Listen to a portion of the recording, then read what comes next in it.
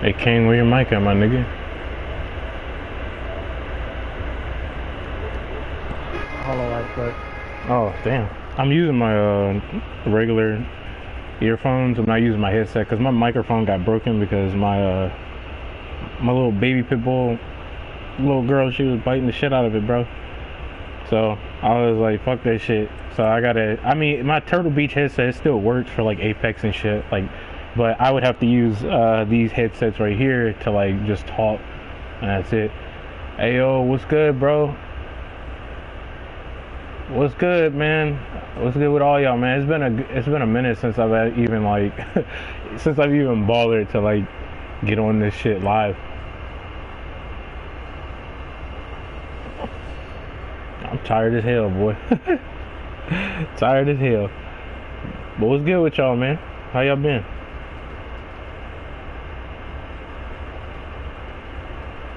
I had to get this stuff fixed a bit, you know. So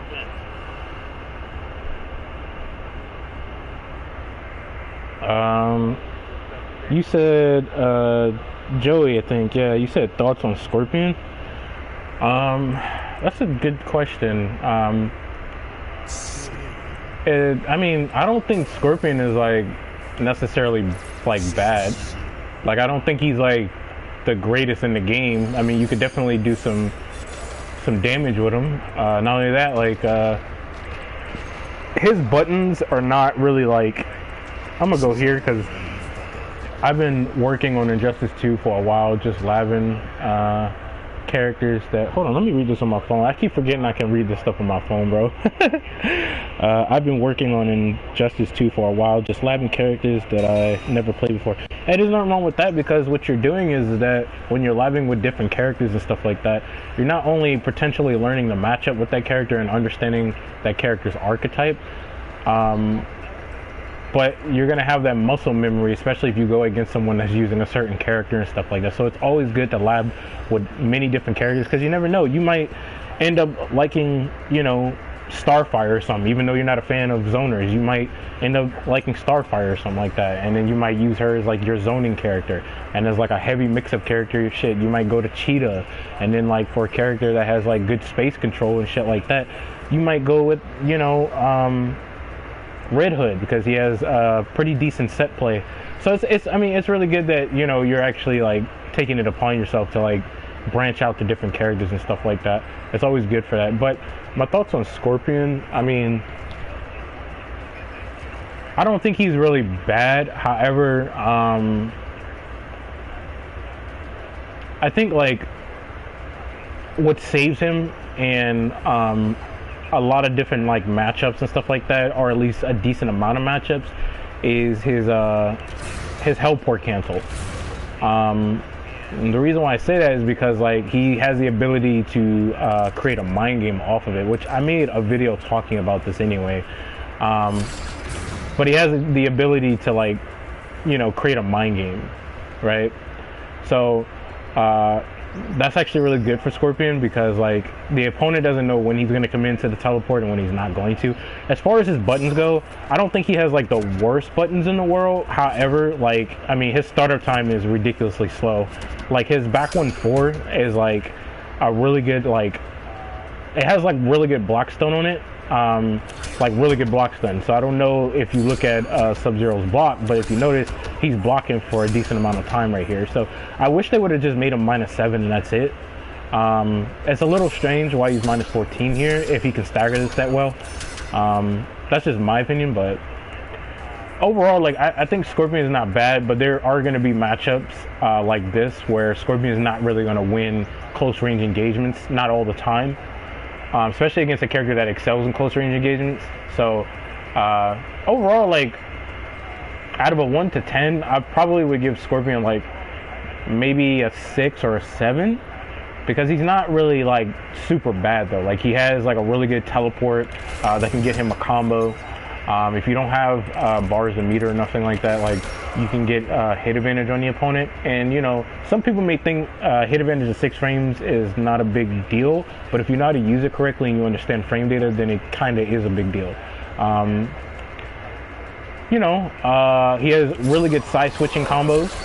So that helps him out like a lot.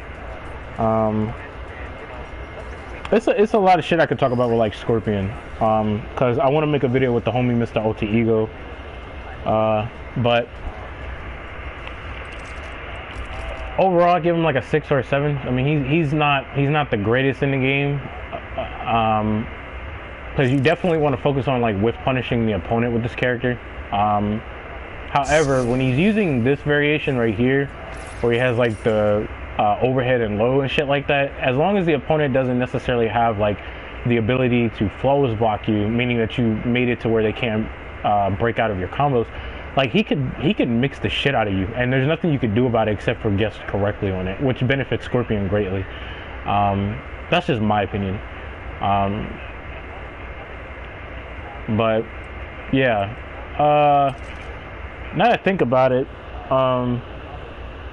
I'm gonna be trying to play with some of you guys or whatever, because I told you guys like a long time ago that I was gonna do that, and I never gotten around to it.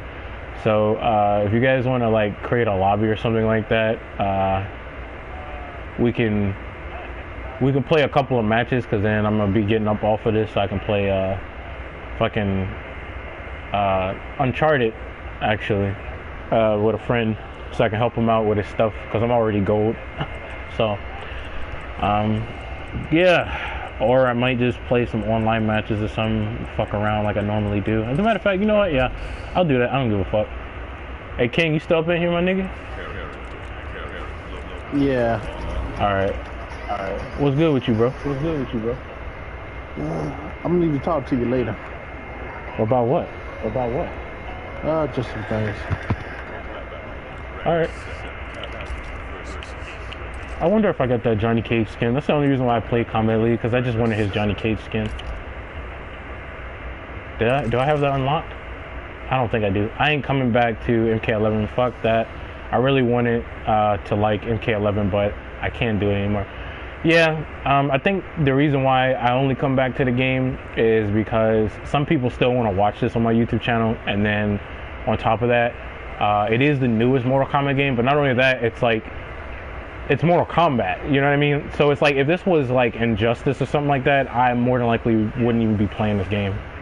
I quit Mortal Kombat 11, 6 p.m. Wait, what? Hold on. Why isn't your message showing up right here?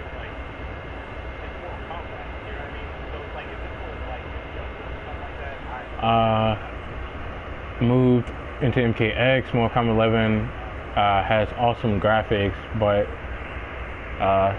shit combat. Yeah, I mean, it's pretty obvious, you know what I mean? 6 months ago. Okay, 6 months ago. Okay. That's fine, because I don't mind the game that much, but I'm just ready for the... Yeah, there's a lot of people ready for the next fighting game, man. Like, I kid you not. Because, like, I don't even try most of the time when I'm fighting people in this game. Because I've gone against people in this game that are, like, super fucking sweaty. Like, super sweaty. Like, out of nowhere. But, let's see here. Anyway, I'm learning Black Canary. Oh, Black Canary's pretty good, man. She's pretty good. I mean, mainly when she gets in on you, of course. But if you're dealing with, like, a character that has, like, really good space control, it could become kind of difficult for her to get in if you don't know what you're doing. LBIG. Come on, man. Accept the match, bro. What are you doing? I don't understand people. Like, they delay it for the longest time. Whatever, man.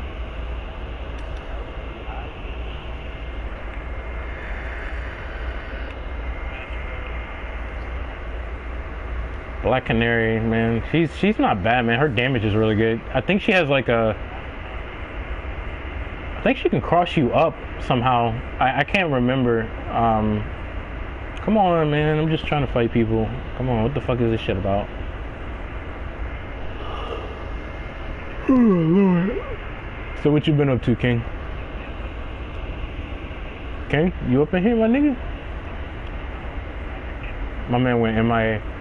Thoughts on Apex? Realm of... Hey, what's good with you? What's good with you, fam? Realm, what's up with you, bro? You get the skin when Combat League is over. Oh, okay. Oh, you do? Hold on. You said you get the skin when Combat League is over. Okay.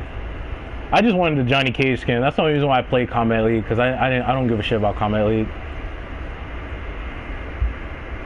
I mean, if you're trying to make a name for yourself, then obviously you're gonna give a shit. But like, if you're like me and shit, like you already know what it is with this game, like you're not gonna give a shit. But if you want to be sweaty and shit, then by all means. I mean, do what you feel. I don't care about that Kano skin. I don't care about that Jade skin. I just wanted that Johnny skin, and hopefully they bring out the other Johnny skin so I can get that too. That's like my only goal, is just to get the Johnny Cage skin. It's not even about, oh yeah, I got a W. My goal is just to get the skin. And you know, they're kind of smart for this, because if you think about it, right, there are certain Combat League skins that are a lot better than the default skin because of like what they did to the skin. So you're gonna have casual players playing this shit mainly because they're just trying to grind it out to get the skins. So it makes it seem like Combat League is always popping when that's not necessarily true. You see how they work around that shit? Like, you really gotta think about that. You really gotta think about that. Why didn't they make this to where like you could do like challenges and shit like that? Because they know that people are not trying to play this sweaty ass shit.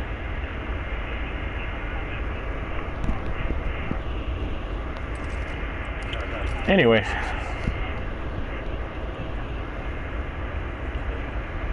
Hey, what's up, Eli? What's good, bro? What's good with you, man? I'm gonna try and fight against my subscribers for whoever has this game or whatever. Because I told you guys a long time ago I was gonna do that shit. I just never gotten around to it. But I'm joining a match now, so let's see how sweaty this guy is. Oh, it's the same guy. I'm gonna accept again, because maybe he not at his TV or something, or maybe he is. All right, 3, 2, 1. Oh my God, what the fuck is going on, bro? This is so boring. Oh, another match. Okay, cool. That was quick. Come on. Oh yeah. This is gonna be entertaining.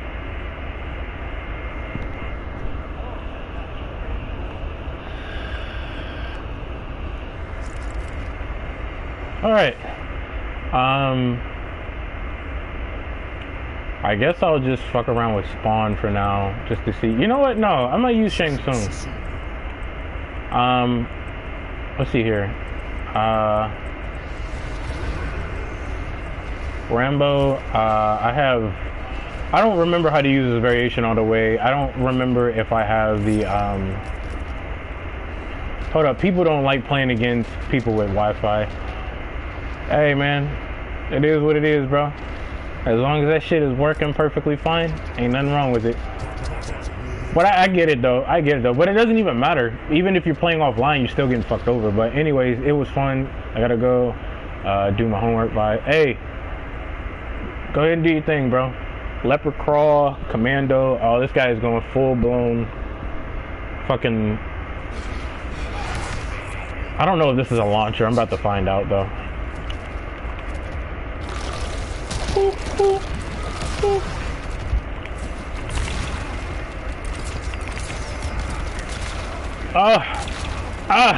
He got my leg.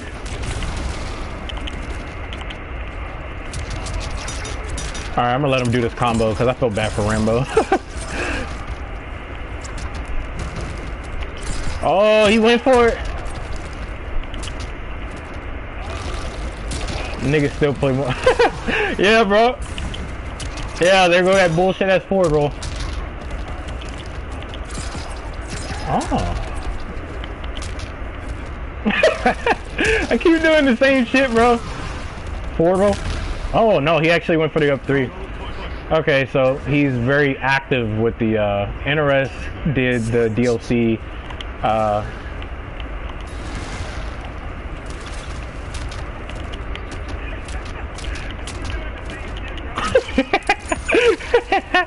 yeah, it's just hilarious.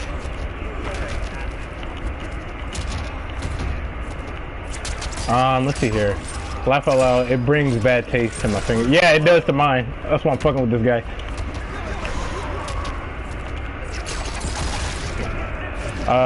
Let's see here. NRS did. Oh, he's setting up the crushing blow.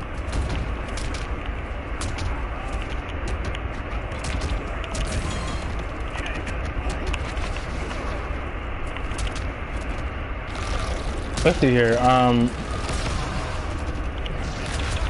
Oh, that doesn't work? I'm surprised.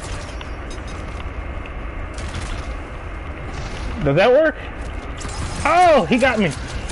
Wish I would have never got banned. I had every. Wait, you got banned, bro? What'd you get banned for? It's like fucking a bad bitch with a dry. Yo, my man says like a bad. It's like a bad bitch with a dry pussy. What the fuck? Oh shit! Oh, you traded this game? Yo, my man out here wilding, bro. What the fuck?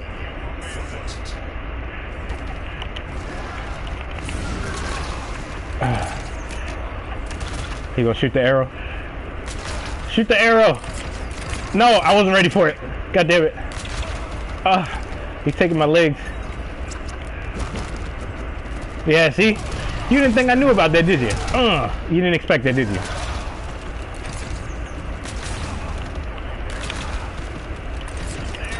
I can't remember my move. Hold on. Let me see my move real quick. This is how much I don't give a shit about this game. Shake. Okay, down back 3.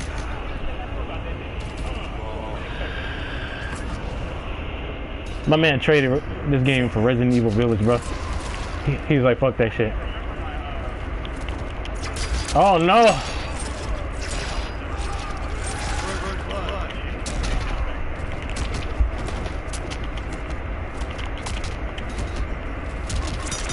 I don't know if he knows that I'm fucking with him or not.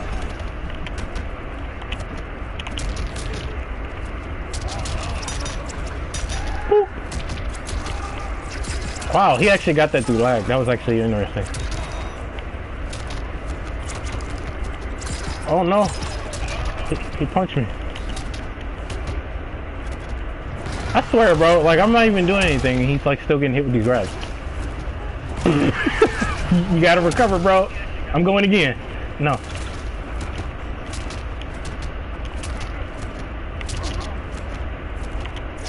I got myself an actual good game. Yeah,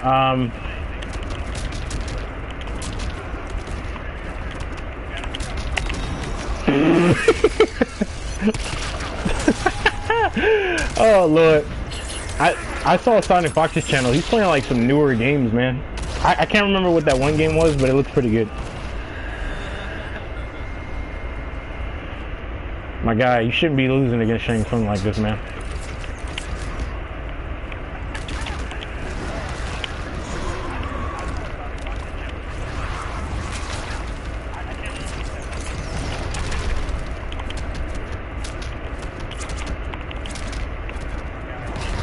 Give me your health, son.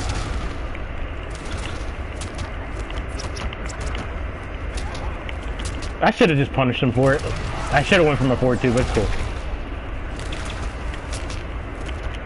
Get off me.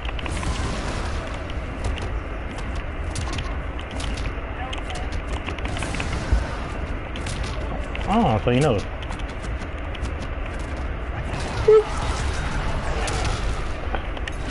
Oh no, he was just outside the range. You bastard. Why you keep doing that, bro? I know about that move, bro. Yo. Oh. Oh no.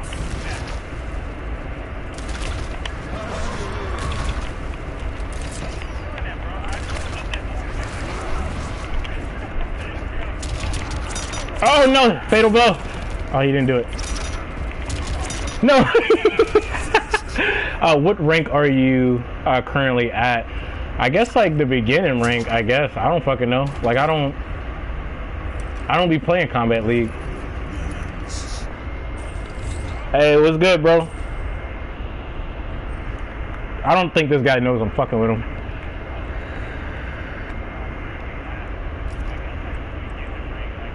No, don't leave, bro. Fuck. I hate when people ruin the fun. I think I'm at like the beginning rank or some shit. I don't fucking know. I don't pay attention to it. I just wanted a Johnny Cage skin. That's all I cared about.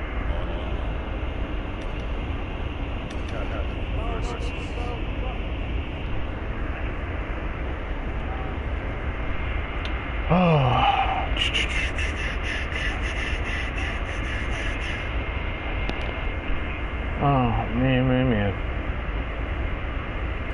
I think Rambo's recovered. Nah. You don't have that many wins, man.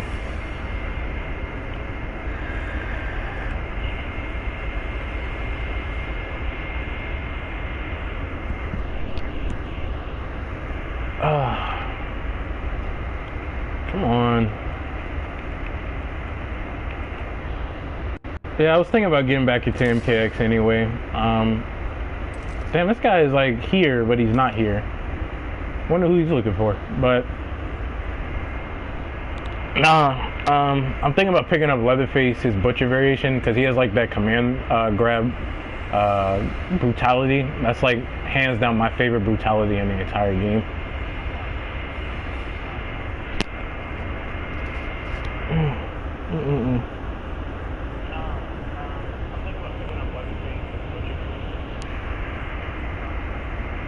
Yeah. Yo, MKX, let's get it. You already know. You already know, bro. Because I'm thinking about playing as Leatherface, but just the Butcher variation. I haven't decided if I was going to play with any other character, because I think like Liu Kang is like hands down one of the most broken characters in Mortal Kombat X. I mean, from the pressure to the chip damage to the armor breaking combo strings he has access to, mainly the back one, which is like 6 frames on startup, I think. I mean, Unbreakable Sub-Zero. Yeah, Unbreakable Sub-Zero, it's not bad. Like he can play like aggressively, but then like he can also be defensive as well. Like he's like in Unbreakable, he's kind of like a counter fighter. You know what I mean? Like you don't know like when he's going to like counter you. You know what I mean? I think that's what his archetype is, I think, if I'm not mistaken. Oh. Come on. This shit takes forever, bro. Either that or nobody's really playing this shit.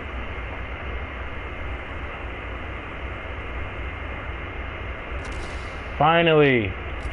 Are you a Kodokan player? Oh my god, he is. I think he is. I could be wrong. Is that Kodokan? I can't tell. Alright, who's another character we're gonna fuck around with in this game? Oh my god, Mix City, baby. Mix City, baby.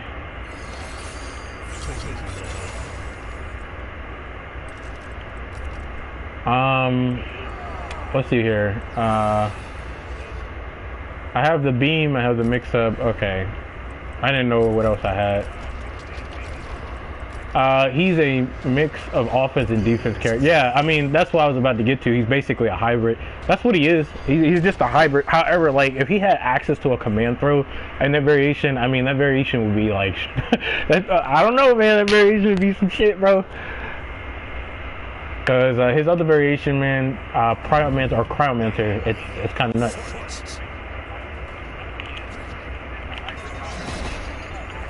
You gonna throw that projectile?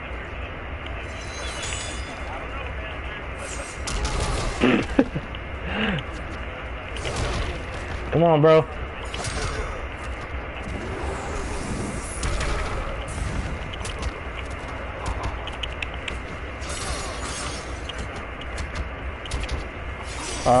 Yeah, I'm just trying to play my subscribers.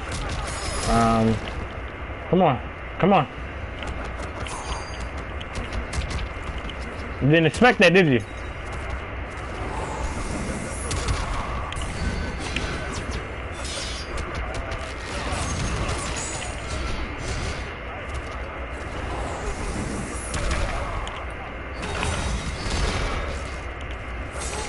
Oh, he finally got me. Okay.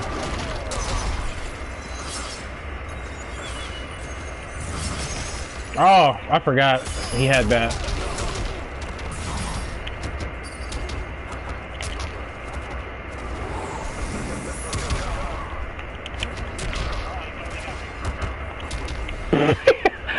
Bruh, caught.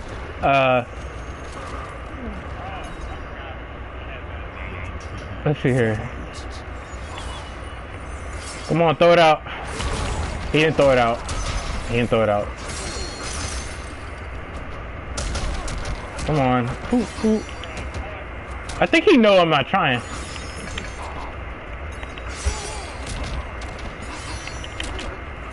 You have a habit of not knowing what you're doing with Sub-Zero. I'm disappointed.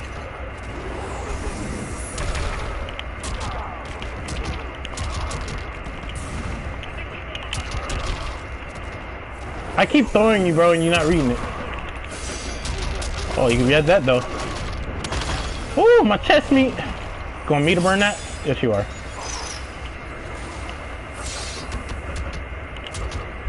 Come on. Oh, he actually did the low.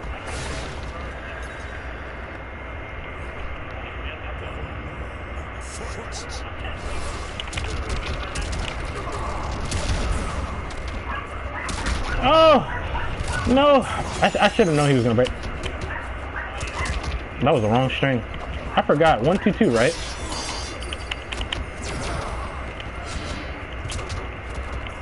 Ooh, ooh.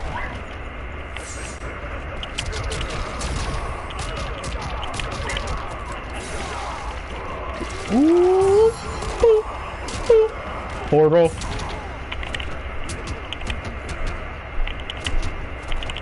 Get off me. No! You bastard. I'm gonna damage you really badly.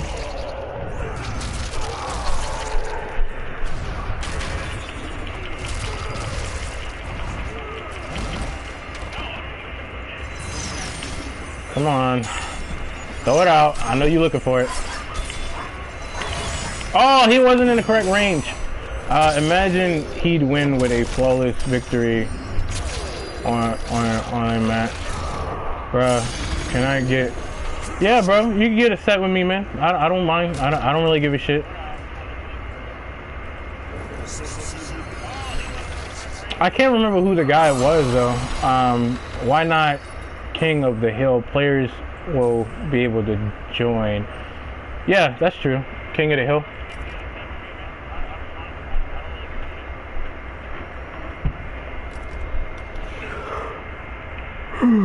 Lord. Why not King of the Hill? Players will be able to... What's up, Daryl? I think Julian has his door locked, man. Oh.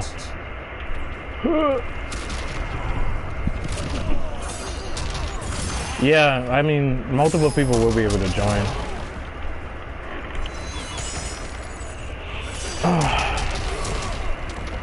My motivation for this game is non-existent. Give me some room. Yeah, you flawless blocked. I'm proud of you, but you didn't follow through with the 4-2. I'm surprised he didn't follow through with the 4-2. I guess he wasn't ready for it.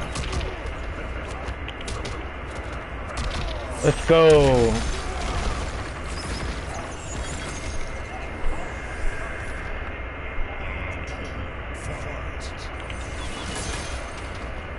Will he get it?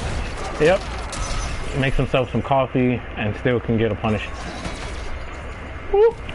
Whoop, whoop. Whoop, whoop. Whoop. He didn't like that. Alright, so let's see here. I'm minus. You could have got a combo on me. I'm confused why he didn't just get a combo on me. I keep forgetting that it's just his 1-2-2. I think his down one can do it. I'm gonna actually try that out actually. No, let me do it. I want to know. Oh, you didn't see it coming. You didn't see it coming, sir. Oh, the cheap get out of jail free card. Hit me with that fatal blow, sir. He didn't do it. Why didn't he do it?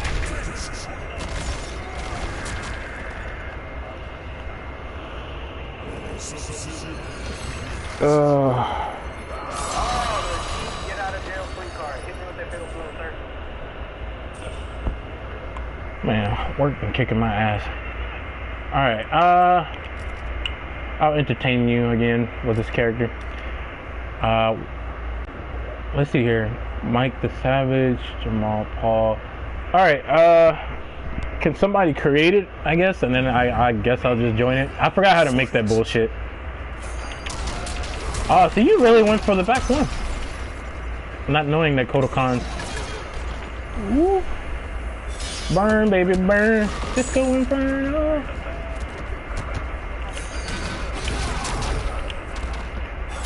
I don't have an armor breaking move in this variation, do I? Mike the Savage, can I add you? I guess so, because I'm gonna be doing like tutorial videos and shit and helping people out. Like private matches and shit. So that way I can help people out.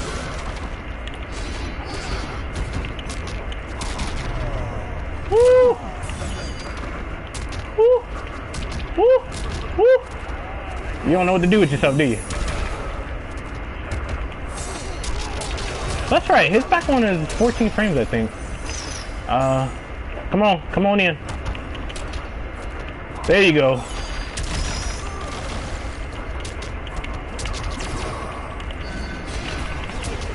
There you go.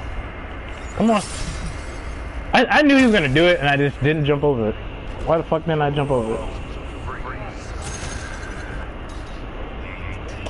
No. Woo! Woo! Woo! No. You tried to get on my bed. I saw that. Woo! Woo! Woo! Woo! Woo! Woo! Woo! It's funny how like I conditioned this guy. Oh, okay, so you sent it. Okay, cool. Come on, dude. Throw it out. Throw it out. I'm gonna try and predict where he's gonna be because I know he's gonna move forward even more. Yep. I cannot believe that that hitbox extended like that. Come on. I got some heat for you over here. I think he knows I'm not trying.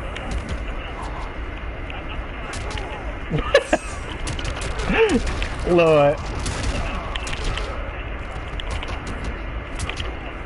You have a habit of going for that move. Woo! Probably. Let's see here.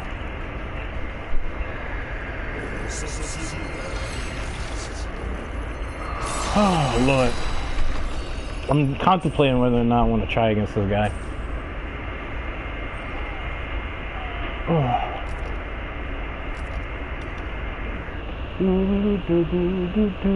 What's good? What's good?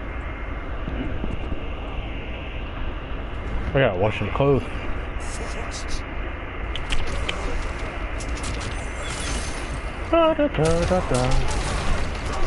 Hey, hey, Savage, did you set that thing up?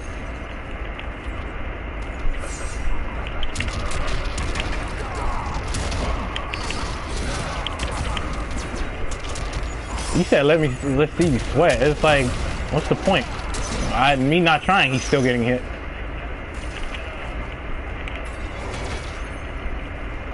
Oh, come on. Cicada Jr. You see what I'm saying? It's like he still did it. He still did it. Oh Lord.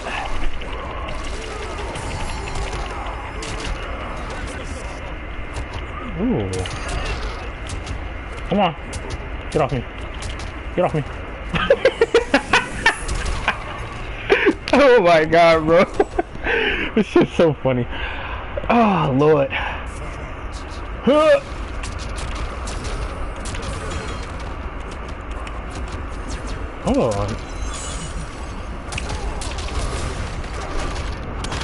Oh, my chest meat. I wonder if he punches you in the chest or the stomach, or both. Come on. Come in. Yep. Just as I said. Dude, this is crazy, bro. I know where you're gonna be. I'm coming. I told you, I know where you're gonna be. Boop, boop, boop, boop, boop, boop, boop, boop, boop, boop, boop, boop, boop. Oh my god, bro, I'm done. Lord have mercy, bro.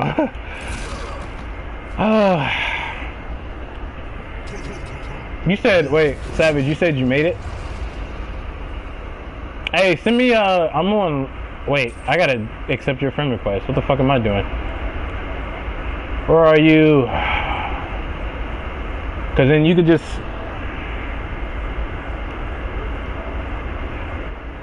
Hold on, did I accept it?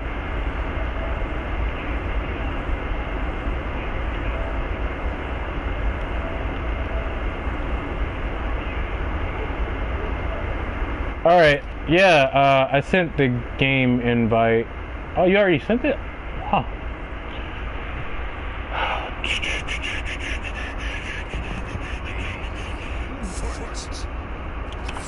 Oh! His hurt box is not there. I should have waited.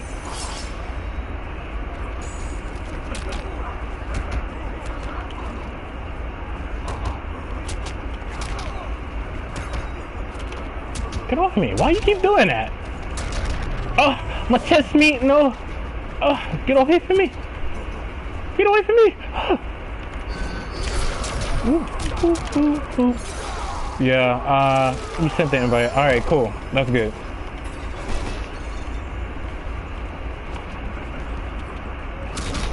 There you go. Hit me with that down too. I don't know why I'm not going for optimal combos. Probably because I don't care. There you go. Switch side. Slide. Oh. Yeah, I knew he was going to throw that shit out. Alright, I'm going to join you in a minute. Oh, I got some burning action, son.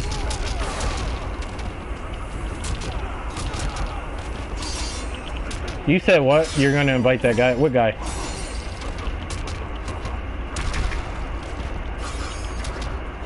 Wow. Recovery frames. And you still disrespect.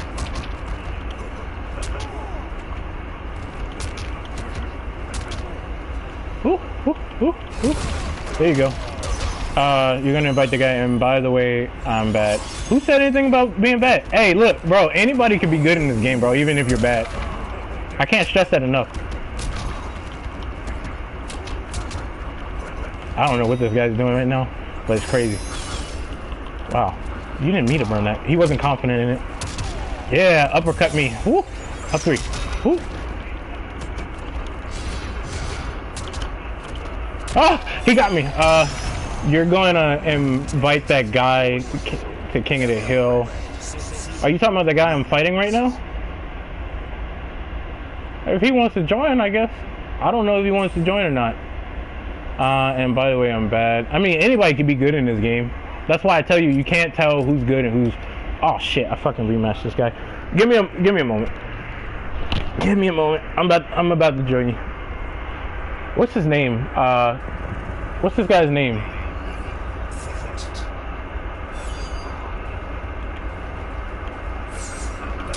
I don't know how many times I gotta keep going for a shimmy and you keep whiffing. What's his name? Tracer 90? Okay, cool. All right. I'm coming in. Get off me. Woo. Bruh. Hey, brutality. Yeah. That's how it happens. That's what it's called.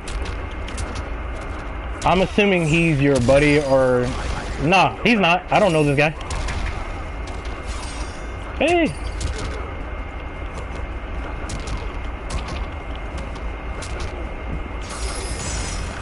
What you doing, Mr. Kitty Cat? My man is just smelling everything all over the place. Oh. He got me with the chest boot. Oh. Ooh. Why you keep doing it? Come on, throw the projectile out.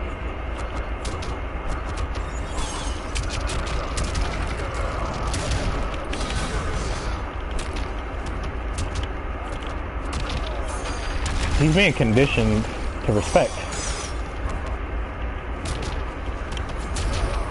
You see what I mean? Like, he gets caught up. But I'm surprised he actually interrupted that. That was actually really surprising. I didn't think Sub-Zero's down one could do that, but then again, I let you free with that one. Come on.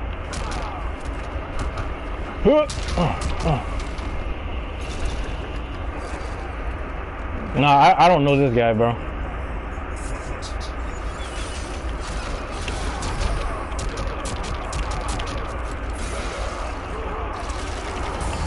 Boop, boop.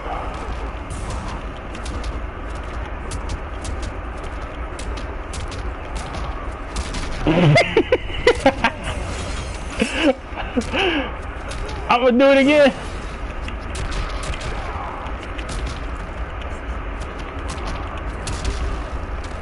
My man's is like, oh.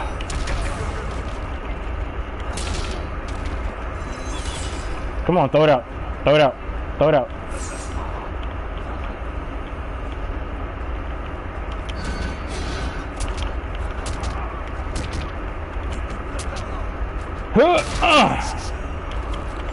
Alright, I'm done with you. You should not be losing against me when I'm not trying. I don't like that. Oh. Good range and it... Wait, what'd you say? Sub-Zero's back one is good. Good range and it might be 8 frames. You said back one? So are you talking... You're talking about his high, right? Why do you assume that it might be 8 frames? That shit's 14 frames on startup.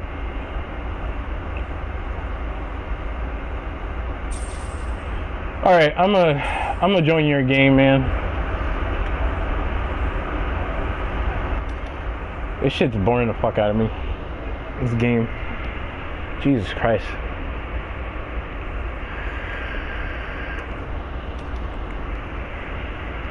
Alright, my guy. Mr. Mike the Savage. See, I told you I'm bad. Wait, what? What are you talking about?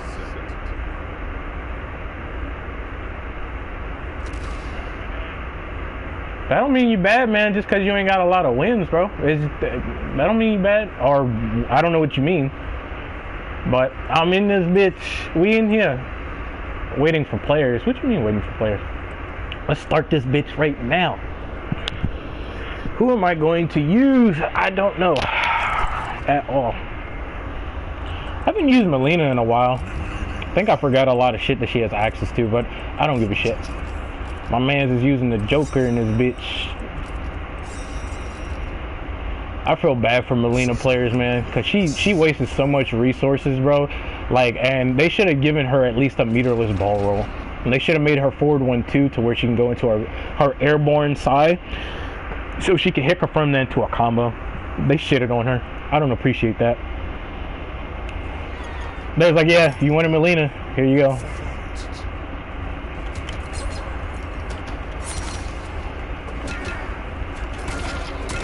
Oh, my man, he said,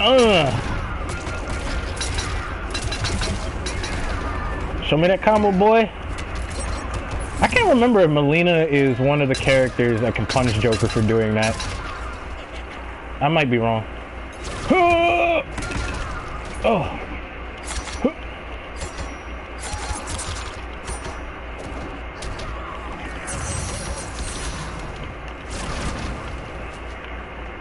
Yes, you are. I am the knight.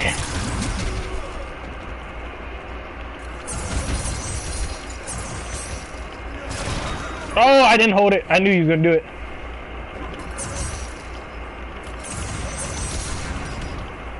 Oh, damn, I don't think he meant to break.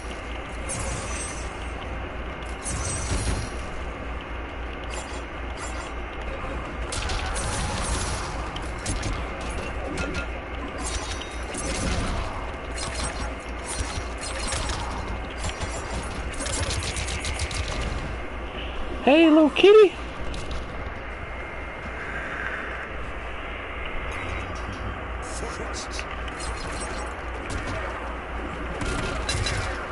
I feel bad for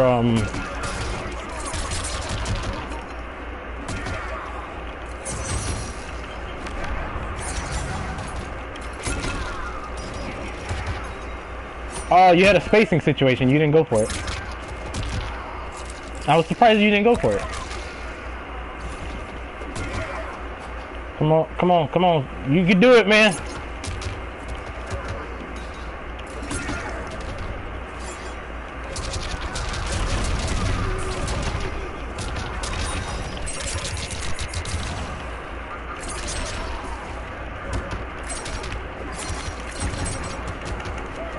There you go. You know, oh, you could have got an uppercut on me, man.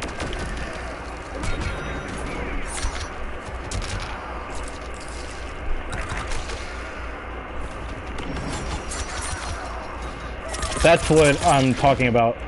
A lot of people amplify, use roll, so it could be a combo. Yeah. Oh, that lag though.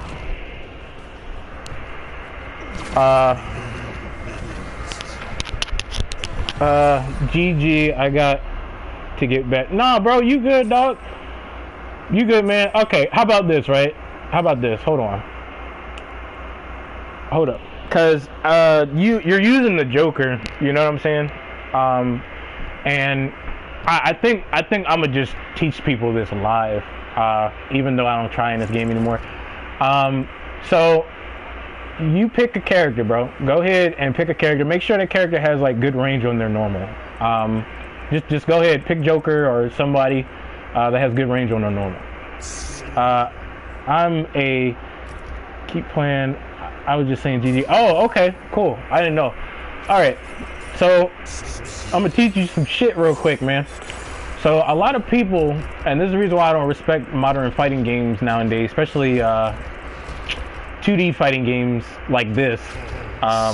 It's all right, Mike Savage. It's all right. Yeah, exactly, Jamal. Spit game to the homie. All right, so hopefully you're listening to me, Mike the Savage. All right, so I'm gonna show you some shit, right? So I don't want you to focus on, oh yeah, the tea bags, son, the tea bags. All right, so I don't want you focusing on, because this is neutral 101. A lot of people don't necessarily understand this, and this is the reason why they can't play really good footsies when they're going against an opponent that knows how to play good footsies in neutral. I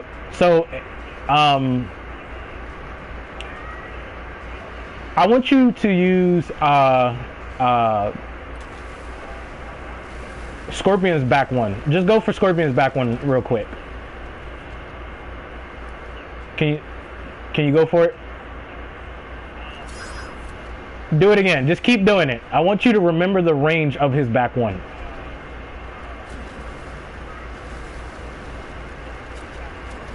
No, go for the back one. Yeah, there you go. All right. See where that range is? It reaches right around this area, right? Right around this area right here, right? So what I want you to do is I want you to predict, right? There's a delay. Oh, okay, my bad. So I want you to predict, right, when I'm going to walk into your range, right? And I'm not gonna press a button. I'm not gonna block. I'm not gonna do anything. I want you to predict when I'm going to walk in your range, right? And this is what high-level players are using at a high level. All right. So the hardest thing about learning games that have actual neutral and like footsies and shit is that you have to manipulate where you're going to be. So I cannot walk in your range, right? Because you have those normals that are occupying that space, right? So what I'm going to do is that I want you just to go for the back one, and what I'm going to do is that I'm going to predict when you're going to go for the back one, and I want you to predict when, you know, I'm going to walk in your range, and I want you to, like, say for example, like I'm right here, right? And you predict that I'm going to walk like right here, right? I want you to like think about shit like that, right?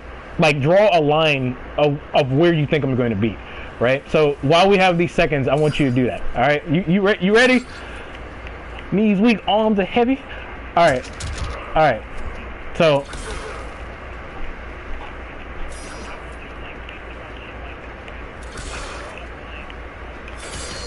see what I mean? See how like I predicted when you were gonna do it? See how strong that is? I hit you with a counter poke.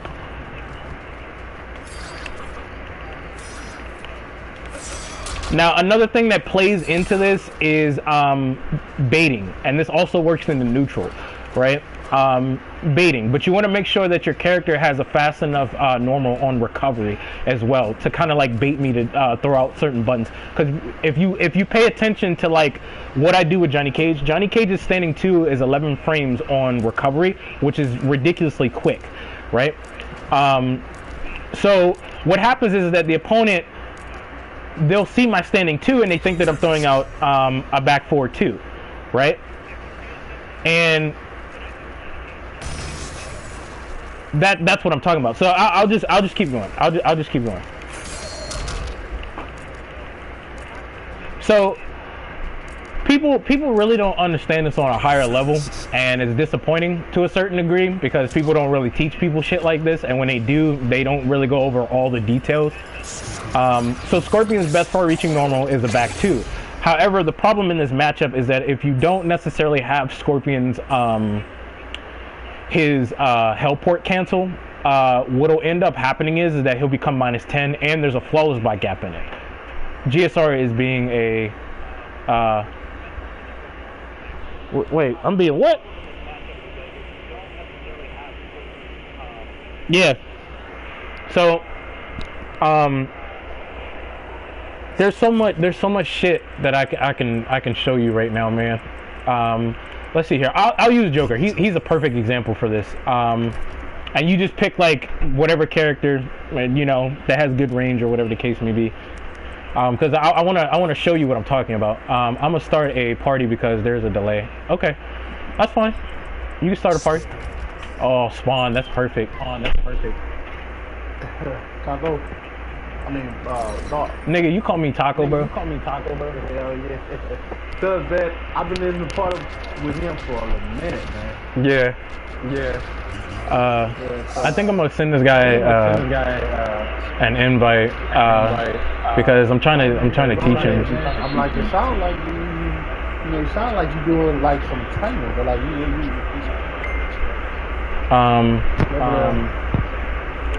hold on, give me a moment. I'm gonna join his party. Alright.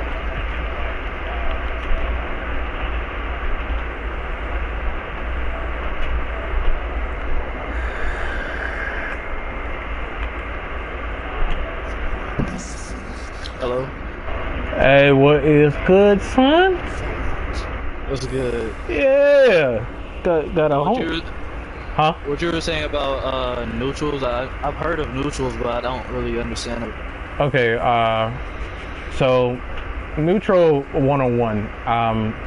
You need to understand the range of your normals, right? You need to understand the hitbox and the hurtbox of that normal, right? So Spawn, his back 1 and his standing 3 doesn't have much of a hurtbox. So like in a matchup against like Johnny Cage, even if Johnny Cage goes for like his 1-2-4 string, it's difficult for Johnny Cage to follow up with certain attacks because of Spawn's hurtbox, because it's not really there, right? So that, see where like he's hitting me at, see the range of that. You want to. You're talking about the range of the hit. Yeah. See the range. Just keep doing it. Wouldn't that make him easier to target because his hitbox is big? Is this his hitbox big? No, that's his yeah. Well, that's his hitbox, but his hurtbox is where his body is, because his cape doesn't have a hurtbox. Like if you go for the cape, right? If you go for the cape, like hold on. I know if you attack the cape, it won't deal any damage. Yeah. I was talking about like his physical body. Oh yeah, his physical body is, his hurtbox is like far away. So I would have to like focus on whiff punishing you, or I would have to predict by preemptively throwing out a 4-2 in order to like hit you in the face before you do it, which can result into a possible crushing blow. Spawn standing 3 doesn't have much of a hurtbox neither, so he can.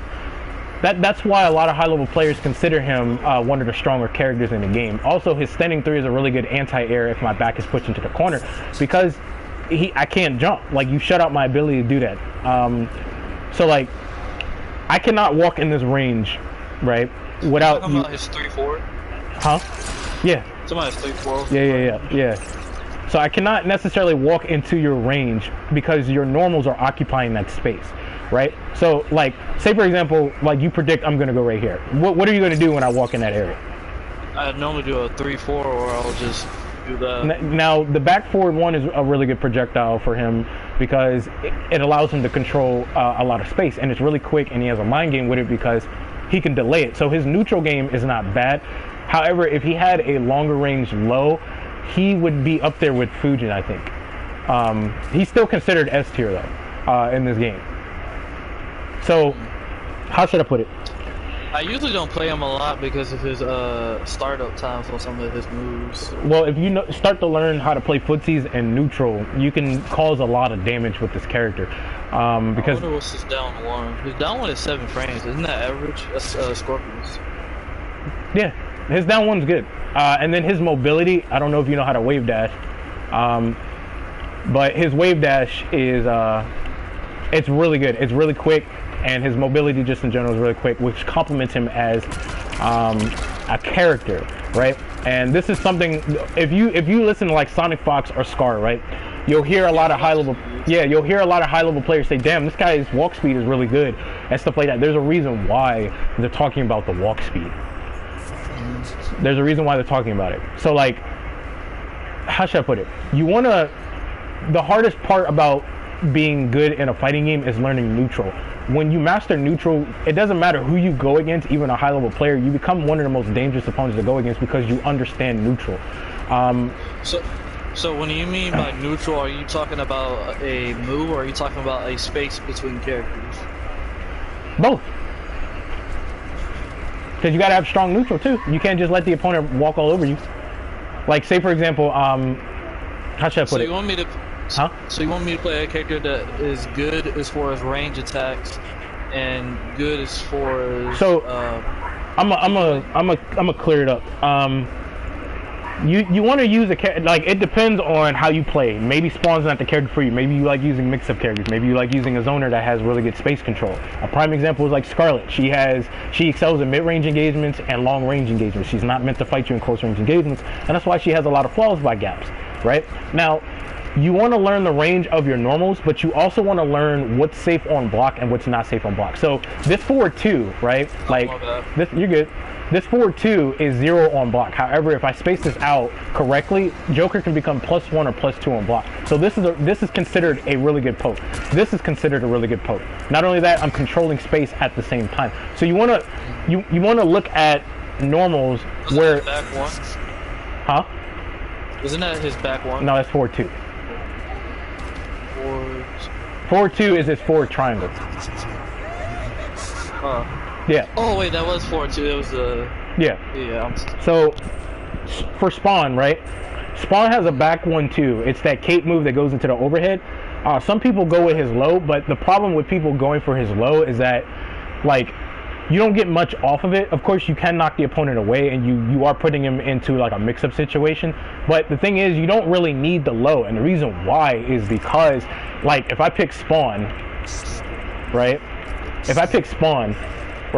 His back 1-2, yeah, it's an overhead, it's -12 on block, it's unsafe. However, if the opponent was to take it upon themselves to neutral crouch, he would get a meterless combo that can generate a lot of damage. He can go for a restand, he can go for a regular knockdown, and then on top of that, like, you can neutral duck my back forward 1. Like, I don't, people don't understand like the move types, right? You got to pay attention to your move types. Like, okay, like, my back 1 is a mid, right? So they can't neutral duck this. So if that's the case, right, I have a standing 1 that's a high. You neutral crouch that? See that? But since you're neutral crouching, and I read that you're going to neutral crouch, you're going to get hit with that. So you're dealing with a high mid mind game right here as well. So you have to be very careful when approaching Spawn, because you don't know which normal he's going to. So that's basically a 50-50, right? Not necessarily, but you can. I mean, you can say that. But a 50-50 is an overhead and a low, which your character has. So those type of characters avoid the flawless block mechanic in the game. So like, how should I put it? You want to understand the range of your normals, right? So this back one too, right? Like I want you to block it, right? And just go for like your standing one after you block it, because he's minus 12 in block. See how I'm punished? Yeah. See how like I'm getting punished? That move is not plus on block. Yeah. I never used that. So the point that I'm trying to make is that when I go for the back one into the back forward one, I want you to like neutral duck after I go for like the back one, right? So you want wait? So you're gonna go for the one with the big? Yeah, I'm gonna do that. Oh, you took it. Right? So when I do that, I want you to like, yeah, just block, and then when I go for the back forward one, I want you to neutral that. Oh. I can't duck that. Oh, you want me to block both? Yeah, no, don't block both. You can block the mid and you can neutral crouch the high. Now with Scorpion, he might be able to go for a teleport. So I'm gonna do it again. You ready? Yeah. Alright. You gotta block though. See what I'm saying? Did you see what you just did? You neutral crouch. Now you can try and go for the teleport. That's so alright. Oh, you wasn't. All right. I'll count. 1, 2, 3. Oh. You wasn't ready? Oh, okay, here we go. No, I was ready. I was just. Okay. My reaction is slow as hell. Okay. And that's another thing. You gotta have good reaction. See how he stops his. All right, I'm gonna do it again. Hold on. Oh, it's fine. It's fine. You could just neutral crouch. So, since you can neutral crouch that, right, this creates a spacing situation, right? See that? Now, I forgot... I'd never be able to teleport out of that. Yeah, so, the thing about this is that spacing is such a big deal. So, a character like your character, right, could space me out, and if I don't have the correct range, but I have the correct startup time, I'm still not going to be able to punish you, right? So, spawn is really minus on this move, right? So, just block that, and then I want you to go for like a standing one. Oh, okay, you wasn't... Okay, you ready? Ready. Oh, standing one. Oh. Oh, that was... I flawless blocked that, that's all that was. Hold on. Yeah, he's minus 11 now. Oh. It's a lot to talk about, from combo strings to combos to learning neutral. So, just in general in the neutral, you want to look at your character's special moves, right? Scorpion has a teleport, right? So he can stop spawn from, well, he can kind of condition spawn not to throw out his back forward one so recklessly. However, like if I predict that, you got to really think when you're fighting against the opponent, right? You'll see high level players play at the highest level and they're predicting when you're going to throw out a normal. They're predicting where you're going to be on the screen. They're also predicting, you know, like, if you're gonna throw out this button or that button to throw, like all kinds of shit. So like, say for example, like I use Johnny Cage, right? And you use whoever you're gonna pick, like Johnny Cage. Okay, cool. To be honest, I just troll with it. To be honest. Yeah. So how should I put it? The reason why Johnny Cage is so strong in this game because he has really good range on his normals, which can be really good pokes for him. But he also has top 3 neutral in the entire game. He has really good space control, good speed on his projectile, good pushback, good block damage, or aka chip damage. So like, how should I put it? His forward 3, right, is minus 4 on block. So this is a good poke to go for. However, the problem with this is that this move can be neutral crouched while you two are in the neutral state, meaning that both characters can attack and defend, right? So me predicting what normal you're going to go for, I can neutral crouch. And if you pay attention to his combo string, Director's Cut, it says that his startup time is like 14 frames. So if I was to neutral crouch your 4-3-4-4, right, I can go for a normal that's faster than that. Isn't it somewhat readable though? Not exactly. Not exactly. If you are not being predictable, it makes it difficult for the opponent to pinpoint what you're going to do because they still have to take into consideration they could be hit with the back 3-4 or the advancing forward 4, right? So, how should I put it? This is a good poke, right? This is a good poke, right? This is minus 9 on block, so if the opponent ends up blocking that, you would have to go for a spacing situation like that. Or you could commit into this, which leaves a minus 5, and depending on if the opponent throws out a high, you can neutral duck, and then you can punish him. right? If they read that you're going to go for an Abare attempt, technically, or you're going to disrespect their high, they're going to check you with a mid. That's why 9-frame mids to 10-frame mids and 11-frame mids are so strong in this game, mainly 9-frame mids, because it conditions the player not to disrespect just in general.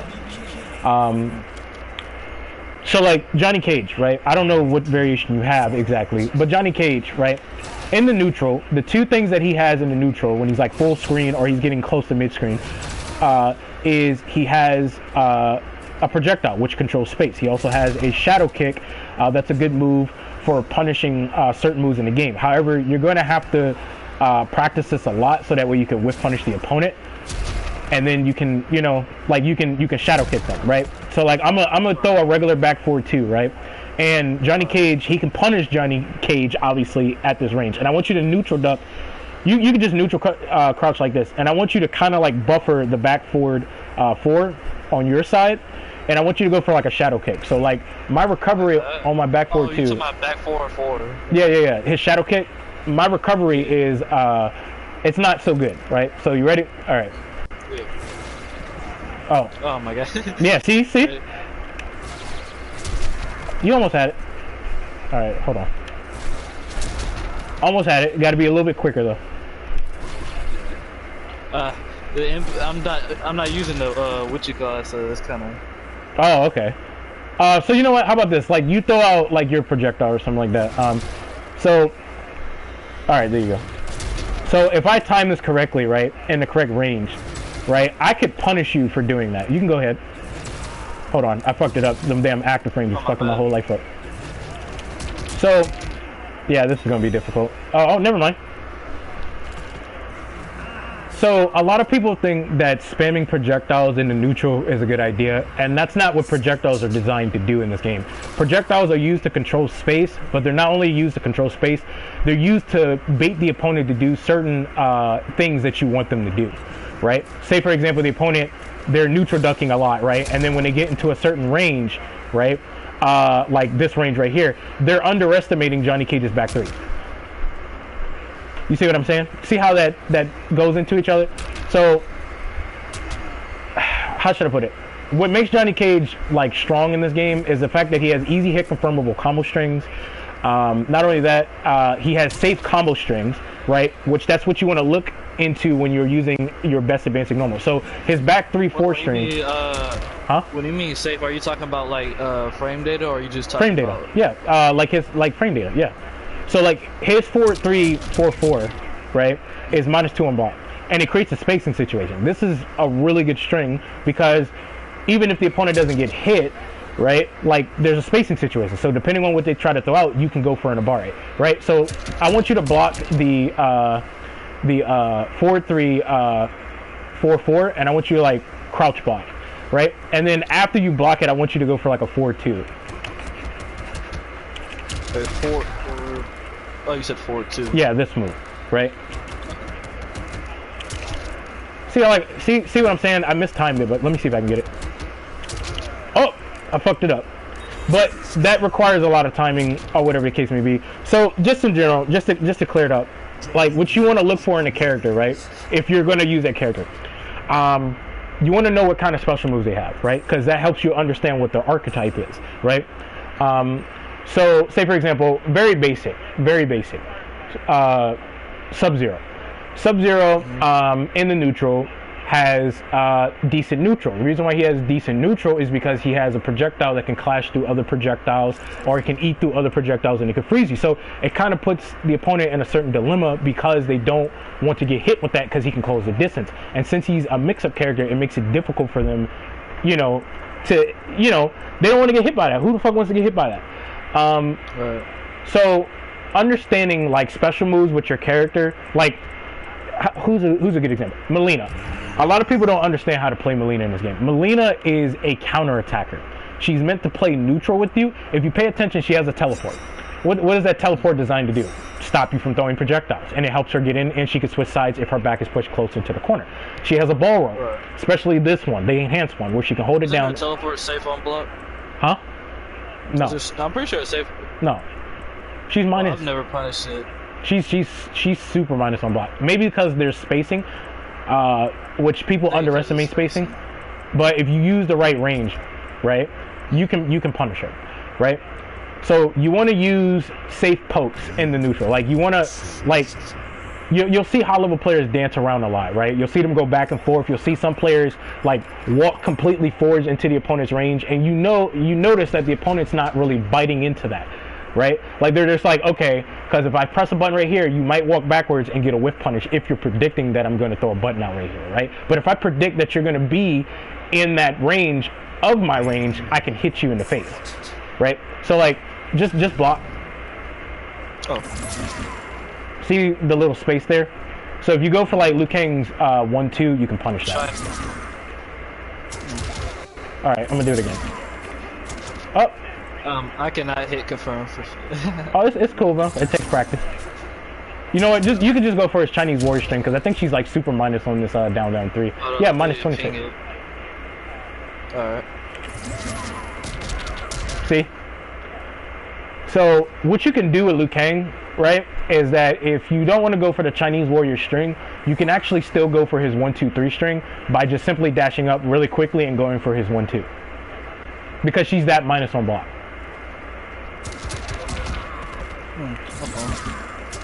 See, you just did it right there. Wow. See, so in this matchup, right, Liu Kang, I don't know what you have for Liu Kang's special moves, but I have the teleport, teleport, okay. Flying dragon, no, not that. What's that? Dragon fire, and then I had something that. Okay. So. I had 2 things. I had the dragon fire and then the dragon's gift. Okay, so what you want to learn with your character, right? You want to learn their walk speed. That's the first thing, right? You also want to learn the range of their normals. You want to go for their best far-reaching normals when you're playing footsies, but you have to be careful, because if I predict that you're going to go for one of your best advancing normals, I could preemptively throw out an attack, and that can lead into a counter poke, which could potentially lead into a crushing blow. Say, for example, you predict that I'm going to walk like right here, right? You can preemptively throw out at the right timing a simple poke, and I'll get hit by it. But if I read that that's what you're going to go for, I can basically walk backwards, technically going for like a shimmy. So like for Molina, right? What's a good advancing poke for her? Her down 3, right? It has good range because a lot of her normals don't have good range on them. So her down 3 is like the best far-reaching normal that she has access to, aside from like her forward 1 to a certain degree. So like me as Molina, this is really what I'm working with until I actually get in on you, or like you throw out like a certain low that I can go. See, like keep throwing out your low. Is that a low? Hold on. Yeah, I'm a ball. Okay, just keep throwing it out. All right. Almost had it. So her hurt box, right? She's jumping into the air, so her hurt box will be in the air. A lot of people don't know that though. So she can jump over lows in this game, certain lows in this game, and she can get a combo on you. Sindel has an advancing forward 4, which is this double heel kick, and she can actually duck underneath highs. People don't know that because they don't understand hurt boxes and hit boxes in this game. So understanding your character's hurt box and hit box is very important when you're using certain far-reaching normals. So like, how should I put it? If I go for like this normal right here, I'm safe, right? If I go for this, I'm safe. However, if I commit into this, I'm not safe, right? So imagine this was like my best far-reaching normal, right? I'm pretty sure that's like Jokers. If you finish, that's like every character. If you commit, then you kind of. Yeah. That's why I use that move with the gloves. You're safe on block with that. Yeah. So learn your character's walk speed, learn your character's best far-reaching normals, but you also want to learn what their good pokes are with those best far-reaching normals. You might think with Liu Kang's back 4 is it's a good way to create spacing, but it's like his best far-reaching normal. So like if you go for the back 4, it's the back circle. Oh. See that space? See how you got like automatic space on me? Now he is really minus on block. However, if I don't use the correct range to hit him, right, to stop him from moving, then he'll get away and he'll punish me. This is called a spacing situation, which I've made videos about. But basically, just learn your character's walk speed, learn how to like wave dash. That can come in handy for certain characters like Molina. Learn your character's special moves in a neutral, and understand what baiting is. Like, say for example, you think I'm gonna throw a projectile out, and since you can teleport, I could do something like that. You try to teleport, and then I can punish that teleport, right? So I can block, and I can punish you that way as well. It's a lot that goes into playing neutral because it's hard to touch on that. So basically, just the basics. Number one, learn your character's special moves. Number two, learn your character's walk speed and see if they have really good mobility just in general, because that can help you out a lot when playing footsies and playing neutral. Number three, learn your best far-reaching normals. Every character has some form of a best far-reaching normal. So you want to learn their startup time. That's also important. You also want to learn what their block advantage is. You also want to learn if you could safely hit confirm your combo string, right? And also in the neutral, if, say for example, the opponent was to block, I don't know, Spawn's move, right? Like his back 1-2, you don't want to commit into Spawn's back 1-2 because you didn't physically and like you didn't visually see the opponent get hit by that, right? So the problem with some people is that when they go for the normal, they're not understanding that there's consequences and repercussions for their actions. Like Cassie Cage is a really, really good character when it comes to playing footsies and playing neutral. She has really good far-reaching normals. She has access to a 9-frame mid. However, her wave dashing is shit, but her walk speed is really good. So she has a 4-2 that's 10 frames on startup, which is a really good advancing poke that she can use. It also has access to a crushing blow, and she has no flows by gap in it neither. She has a back 2 that complements her 4-2 as well. What are you talking about this? Mm-hmm. Some of these moves I need to go and look at. I never look at like fast reaching like mids. Oh man. So learning the range of that normal is very important. You want to learn her best far-reaching normals, like her down 4, right?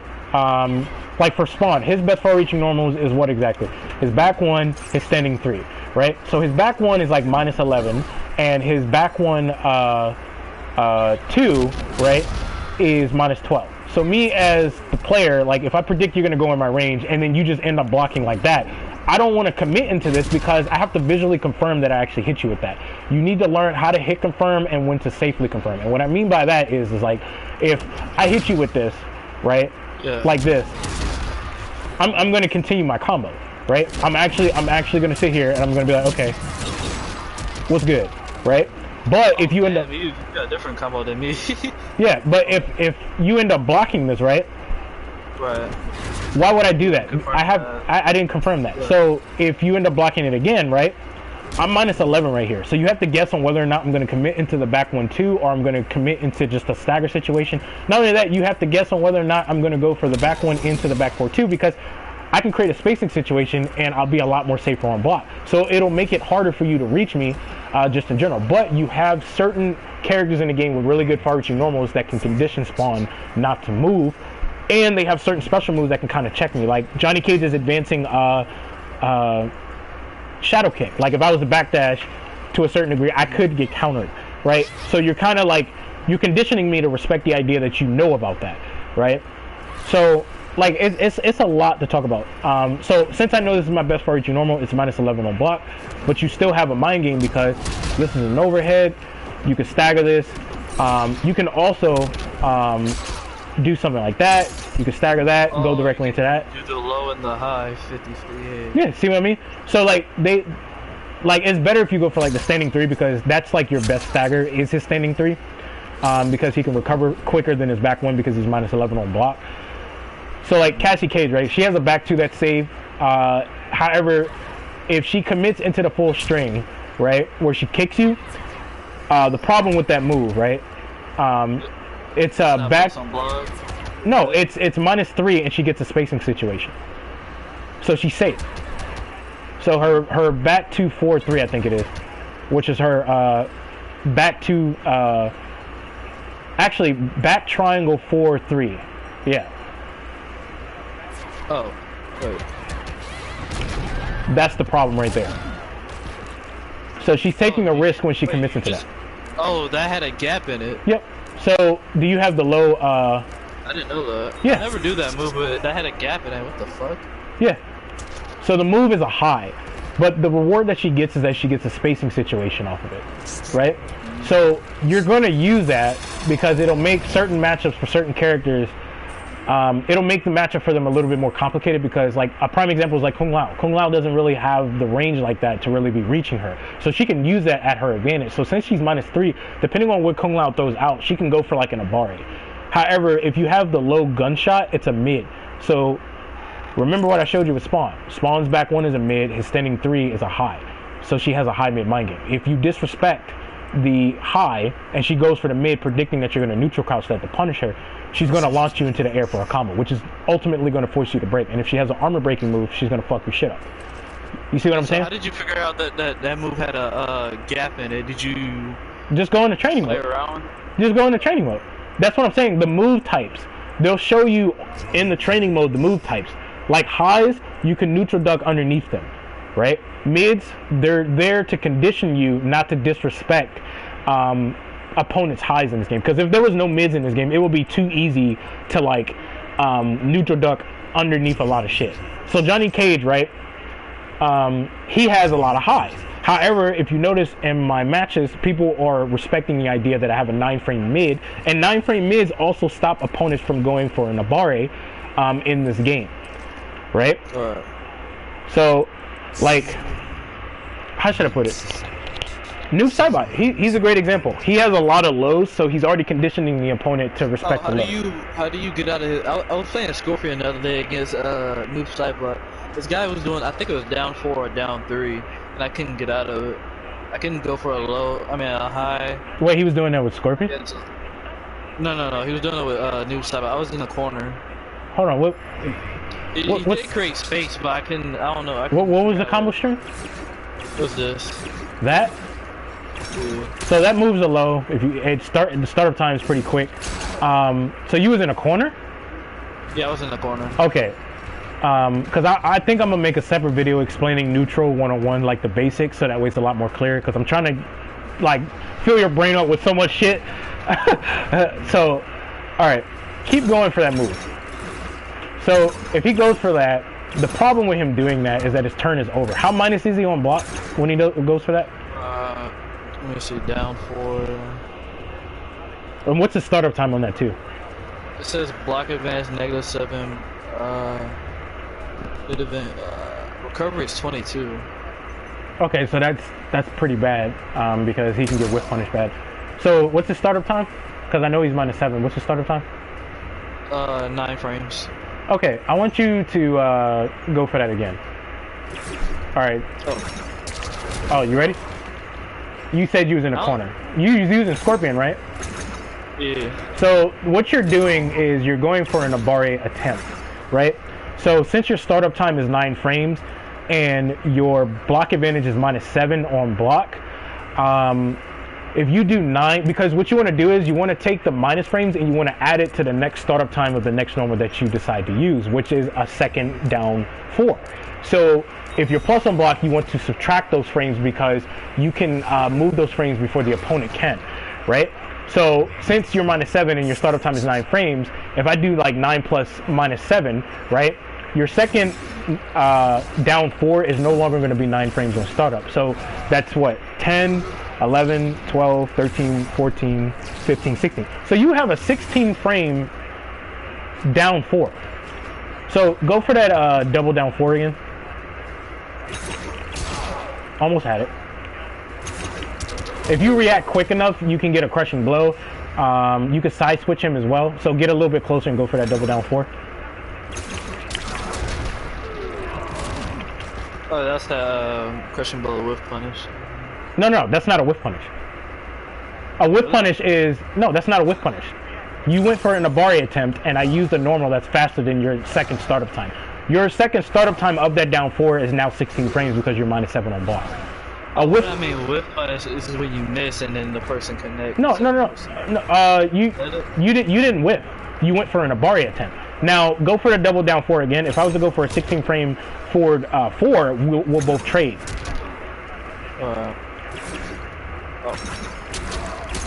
So, you ready? Oh. Oh. Yeah, just keep mashing it. Just keep mashing it. Oh. Normally, the opponents will trade because you have the same startup time as my forward 4, which is 16 frames. A whiff punish is when the opponent... That's what the recovery frames are. So his recovery is 22 frames, I think it was, that you said. Oh, that's one thing he was doing to me. Yeah, that's his best far reaching normal. So go for his go for the full combo string, right? I'm gonna show you something. I don't really know anything. So it's his back X and then 1 plus X, which is his 1. Well, his square plus 3. It's a side switching move. Wait, do the numbers. I think I understand better. Back 3, 1 plus 3. Wait, what? Back 3, 1 plus 3. I don't think that's a... It's a side switching move.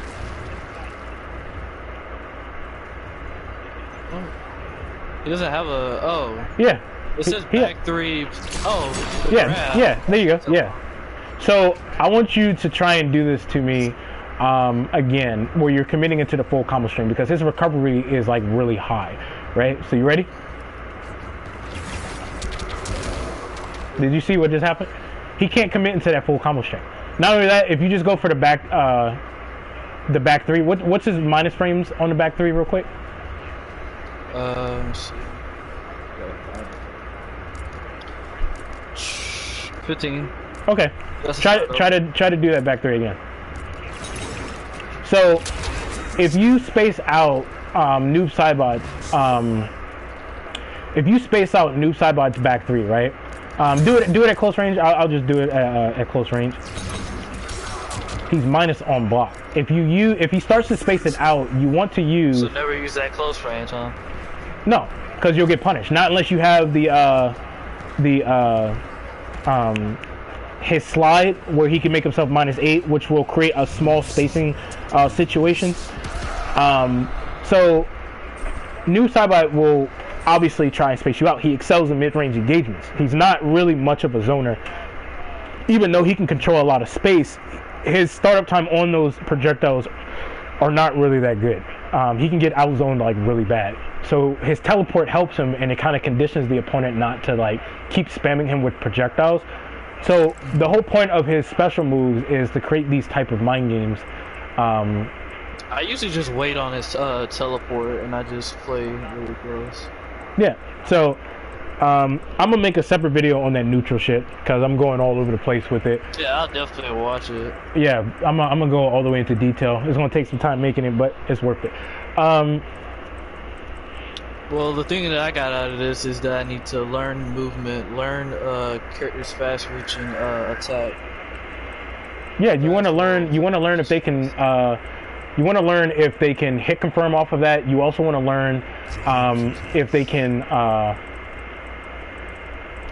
And how do you figure out? 'Cause I know there's gaps like Scorpion's 212. I know that has a gap you can flawless block that. So what you want to do, right, is you want to turn your options on, right, for like your AI, and you want the AI to like block all attacks, and you want to go down, like, and you want to turn all the way over to where it says flows by gap. Now, they're gonna tell you if you have your move thing on where it tells you what the move type is, it'll tell you that it's a high, right? So you already know you can neutral crouch it. Now, I'm going to show you something that I showed people a long time ago, right? Just don't block, don't do nothing. So, Geras has the ability to go for his crushing blow without you, like, trying to neutral crouch, right? So, I'm going to show you what I'm talking about. Oh yeah, that's a command grab. Right? Oh no, that's not a command grab. That's crushing blow. Oh, it's Combo Guy Gaming. What's good, bro? Was that his forward one grab? No, that's his 1+3. He can't grab you. Like if you block, if you block real quick, I can't commit into it. The only way I can commit into it is that's like just a regular grab. That's not a command grab. Yeah. So the mix-up is very simple, right? It's a good side switching move, generates a lot of damage, but this is a low, right?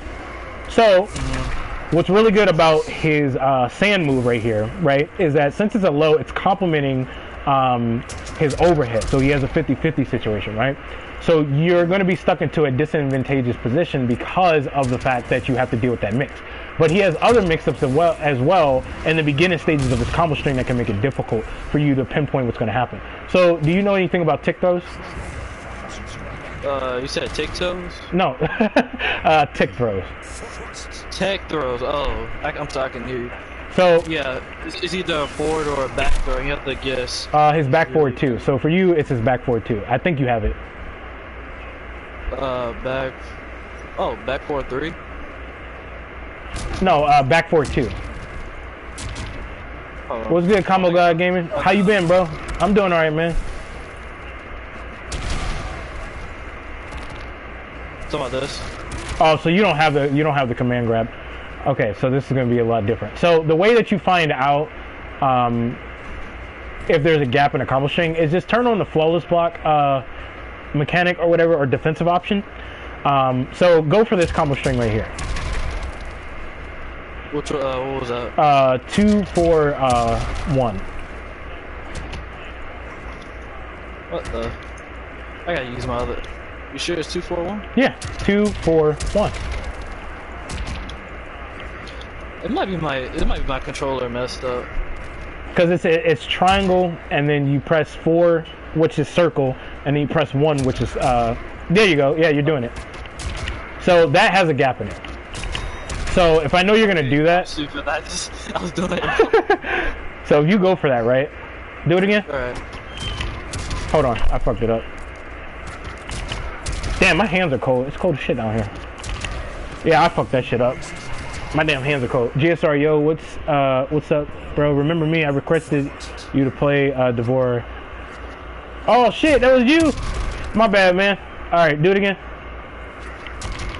Oh, I wasn't even ready for that shit. 3, 2, 1. So that has a gap in it, right? So just go ahead. Which part? The mid or the? The low. That's a low, right? What the fuck? Hold on. Okay. Is something wrong with my controller? I fucked that up. But anyway, I'm trying to do this shit. So, hold up. How you been, man? Long time. I've been doing alright. Just working my ass off, bro. Warehouse jobs be wearing me down. I don't know why that's. Hold on, because I'm using my scuff controller. That's probably why. Yeah. Okay. I had to turn that. All right. So let's see if I can do this again. I might have to start off with practice. Yeah. So if you go for that, right, there is a gap in it. So you doing right? Yeah, I my hands are cold, and hold on, let me turn this around. Okay, there we go. Fast, man. So I work at a plant making really good money. Hey, that's what's up, bro. That's what's up, making that money, bro. So Garrus has a decent amount of gaps, like his 4-2 1-2 combo string, which is a meterless launcher. That has a gap in it. So he'll stay -6 on block. However, you can up to him, right? So what I'll do is I'll pick Johnny. I don't know what it is, but every time I pick Johnny, I just flows block the shit out of things. It's weird.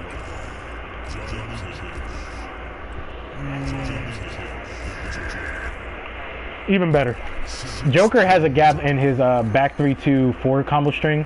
He when you go for his 1-2-1, the last hit is a high, so you can neutral custom. Back 3-2. Yeah, back 3-2. Back 3 is just as yeah, because it takes a long time. You can see it from a mile away. Yeah. So I don't understand why he's at minus on that It's a little confusing, but so he has a gap in that, and it leaves him -1 on block. Yeah, that move right there, and then you go for the last hit. One thing I do is I usually do this. Yeah, the reason why that's going to work, right, is because it doesn't have a gap in it, right? So that prevents the opponent from flawless blocking you. So if you read that the opponent's going to try and flawless block you, what will end up happening is that how should I put it? You're conditioning the opponent to not disrespect your gap, right? Now, certain characters can be safe off of this, and other characters are really minus, like Joker. So it's very important to understand. So if you go for Joker's 1-2-1, which is that meter launcher he has access to. Yeah, that's not plus. I never do that shit. Oh, you can do it. It's worth going for it because he's -2 on block. So his down 1 is like 7 frames, or they changed it to 8 frames, I think. So if it's 8 frames, that will come out at 9, 10. So it'll come out at 10 frames. And then if it's 7 frames on startup, like his down 1 after he goes for the 1-2-1, and he's -2 on block, it'll come out at 9 frames. So he'll have access to a 9 frame mid. So he can stop me from going for my Rising Star, which is a 9 frame mid. He can stop me from going my standing 1, standing 2. So I would have to resort to a poke. But if he reads that I'm going to go for a poke, he can flawless block me. If I predict that you're going to try and flawless block me, I can throw you just like this, and it creates a whole mind game. I fear the day my channel dies, because then I'll have to go out and get a job as well. Yeah, man, I got 2 of them bitches. FedEx and UPS. So let's see here. So I'm going to teach you instead of, like, you know what, the poking situation. That's what I'm gonna teach you. A lot of people mash in this game, right? So I'm gonna show you something. A lot of people really don't understand that you can do other shit, especially if you have a character that has like an 11 frame mid or something like that. So like I'm -5 on this down 1, right? So if I do like 7 plus -5, that comes out at like 12 frames.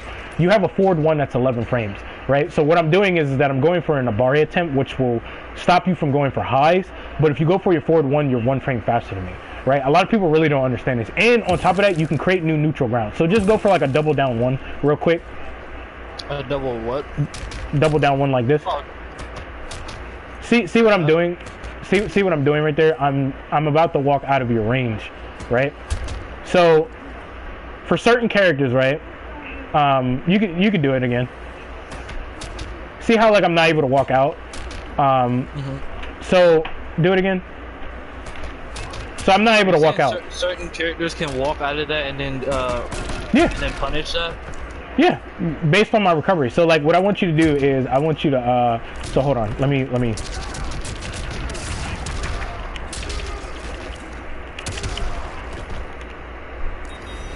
Okay.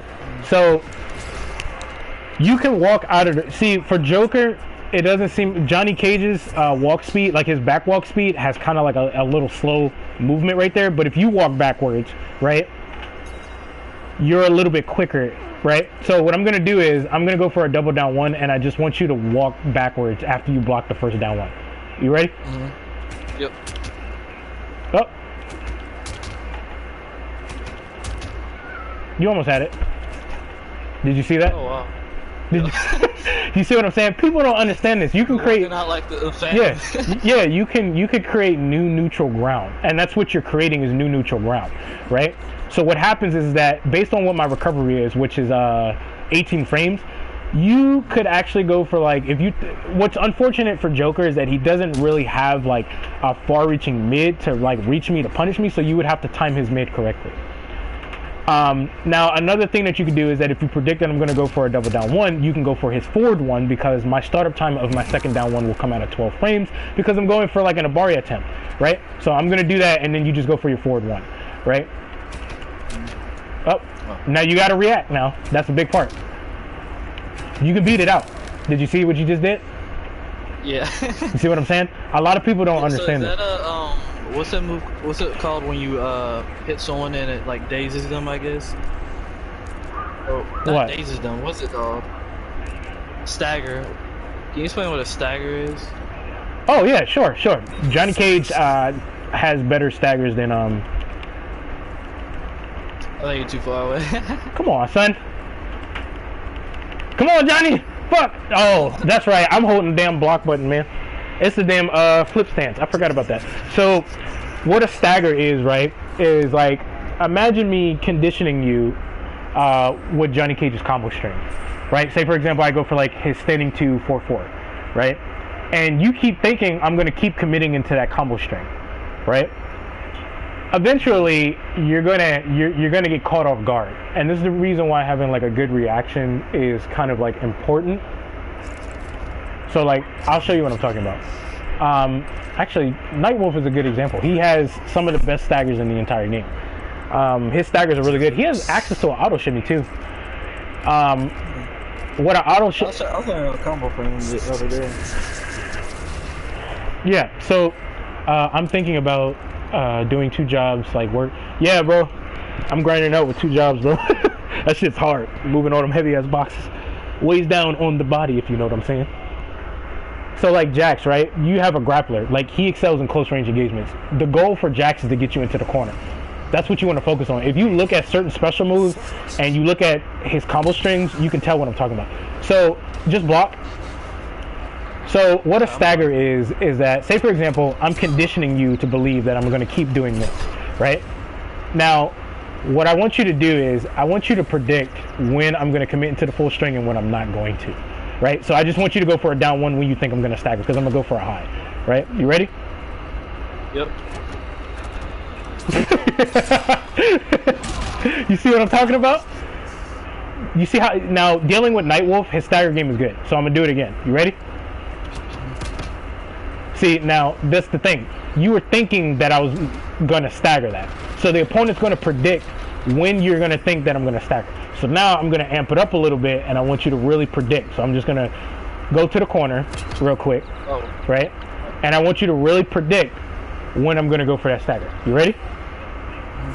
All right, here we go. See what I'm saying? Yeah.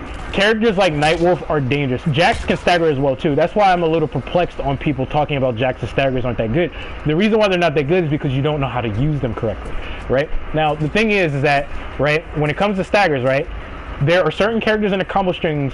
Well, I said combo strings, my bad. There are certain characters in the game that have really good staggers. A prime example is Liu Kang, right? So I want you to block Nightwolf's combo strings, right? See how I was able to go into that? It looks like an actual block string. So you got to think about his frame data on top of that shit. You have to also like react to this as well. So like a stagger, what it does is that it misleads you. It makes you believe that I'm going to do this shit right here, right? So what ends up happening is that I can just take another turn. See that? And now you don't know what the hell's going on. So you have to be on your P's and Q's when it comes to an opponent that knows how to stagger really well. Your character has really good staggers. Now he is -4 on like his 4-2. Which is that advancing mid, that 12 frame mid that he has access to. So Jax's forward 3 that you're doing right there, right? It's a 9 frame mid, really good for close range engagements, and it's a good stagger. Now, the thing is like, Jax is gonna stagger you. The grab is not good at all. Huh? They're on block and they, well, I don't know why, but sometimes I accidentally commit to the grab on block. Yeah. That's not weird. So, a stagger is basically just to mislead someone. Like, if you look at Scorpion's back 1, Scorpion is -14 on block. He can be punished really bad for that shit.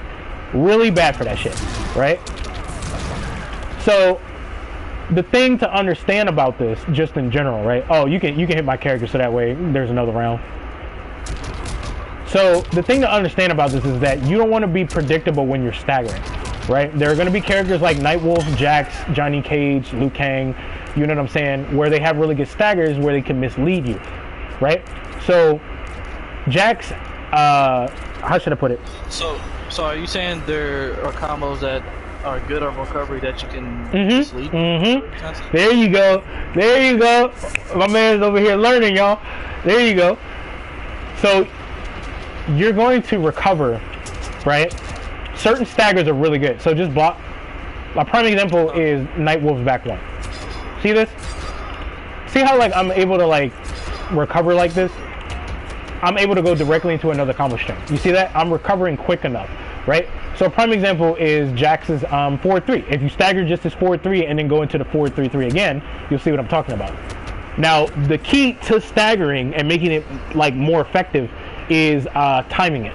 You have to time when your character is recovering, meaning that you want to time when they're recovering. See how quick that was? This can throw the opponent off really bad because there's gonna be times where they're gonna think you're gonna stagger and you're gonna go for a throw, and then they're gonna get caught up with like this. You see what I'm saying? And then they're gonna get hit. That's why Nightwolf. That is. Huh? Ooh, that's more than just a 50-50. That's a whole mind game. Yep. See what I'm saying? And the thing is, high-level players use this to their advantage. Like a prime example is like Sonic Fox. He won a tournament against like Ninja Killer. He fucking staggered his 4-2, caught Ninja Killer off guard, and what did Ninja Killer do? If you watched it, he tried to flawless block him because he thought Sonic Fox was going to commit into the 4-2-1. Because Ninja Killer knows that if, you know, Sonic Fox goes for that 4-2-1, right, he can up to him. However, he didn't understand the spacing of it neither, and that's another big part as well, is spacing. Spacing plays a big role for a reason. People don't get that. People really don't get that. Spacing is a big deal. So, Jax. Oh, that back. Yeah, his back one is a high. Do it again.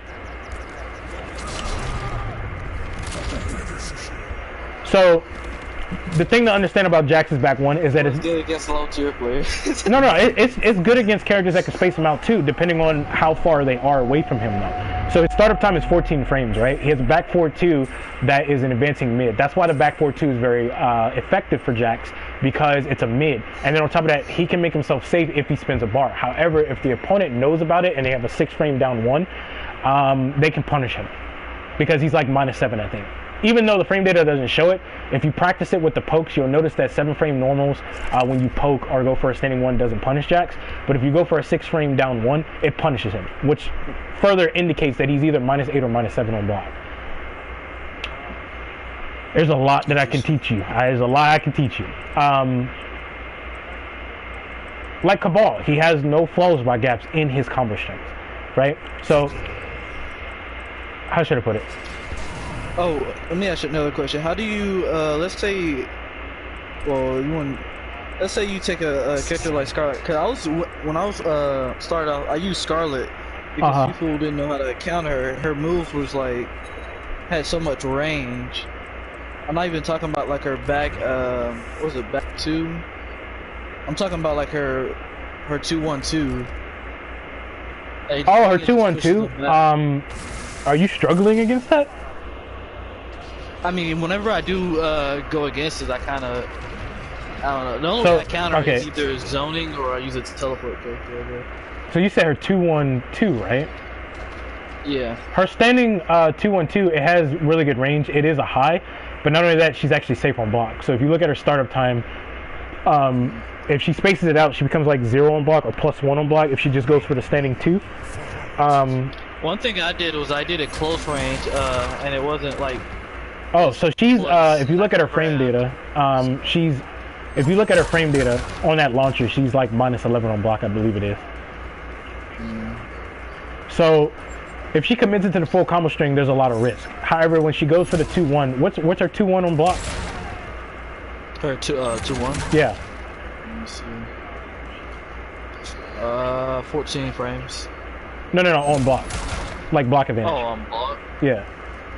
-5. Okay, so I want you to go for 2-1, and then I want you to kind of like try and backdash.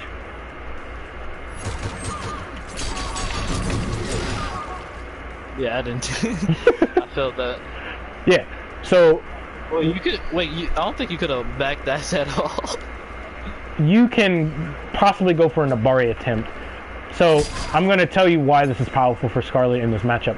Nightwolf's forward 1 is, which is advancing mid, is 13 frames on startup. Since you're -5 on blocking, you have access to a 7 frame standing 1.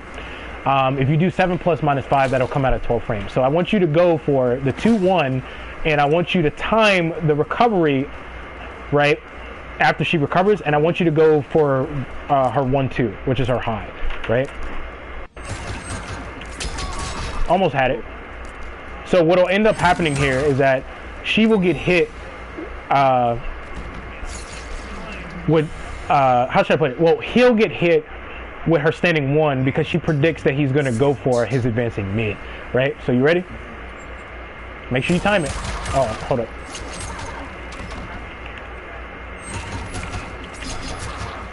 See? This is the power of a Bari. Now, if I predict that you're gonna go for this, keep in mind, your startup time is what? 12 frames because you're -5 on block. Now I want you to do it again.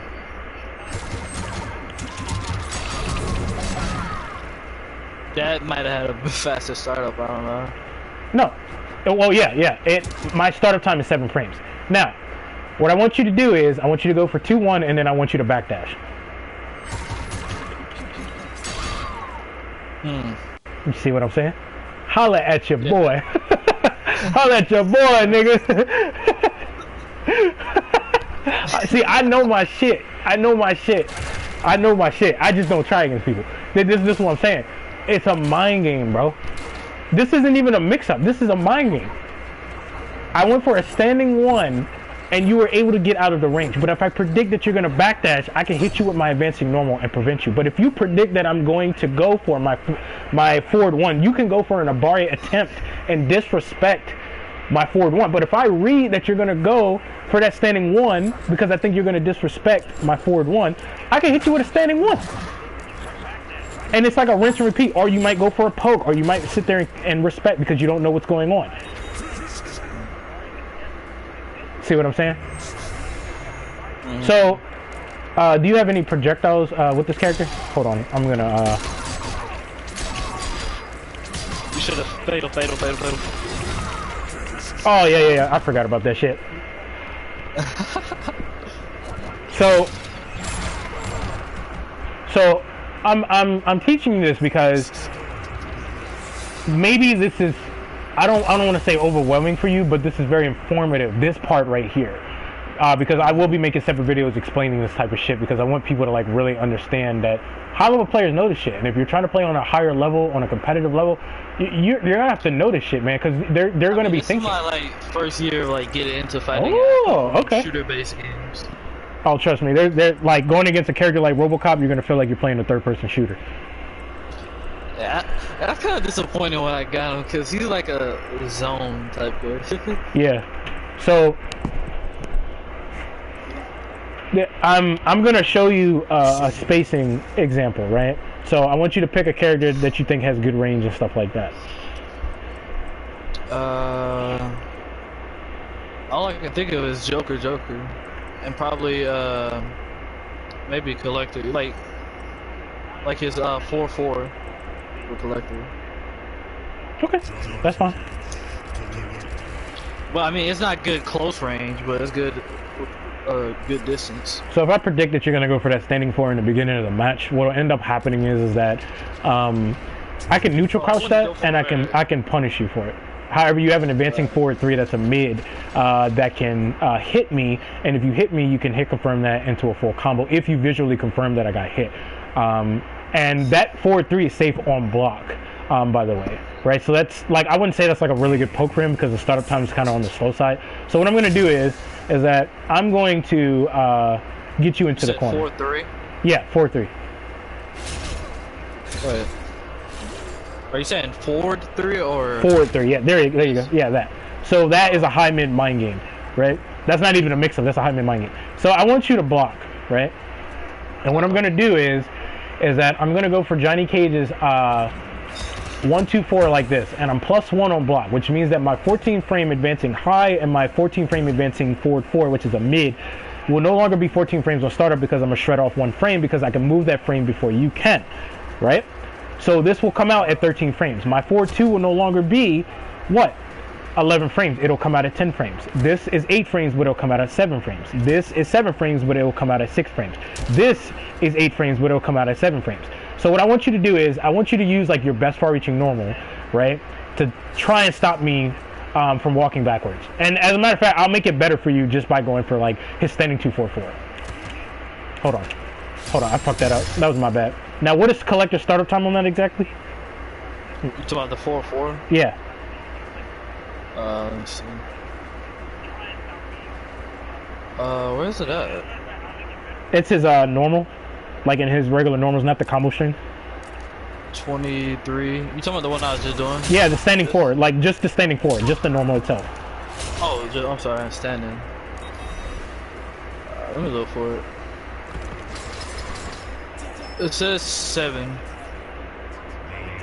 Startup time? 7. The block advantage is -12. So the startup time is 7 frames? Yeah. Huh. Oh wait, no, that's square. Hold on. Yeah, circle. 14. Okay, 14 frames. 14 frames, right? Now I want you to block. I want you to block, and then I want you to go for that standing forward when I walk backwards, right? Oh.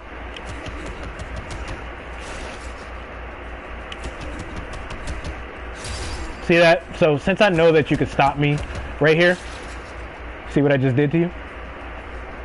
You didn't walk back. You did a backdash, correct?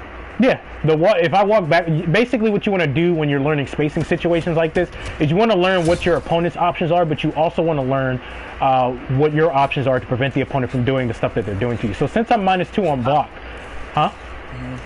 Since I'm I minus think I play against players who be thinking about how to punish things that are like that create distance, like that move right there. I normally don't think about moves that'll reach. Sometimes I do, sometimes I don't. Yeah. So I'm gonna do it again, and I'm gonna try and go for an Abari attempt, and this is where things get kind of complicated. See how like I almost hit you? Traded it out. Oh no, I could beat you out because my startup time is faster.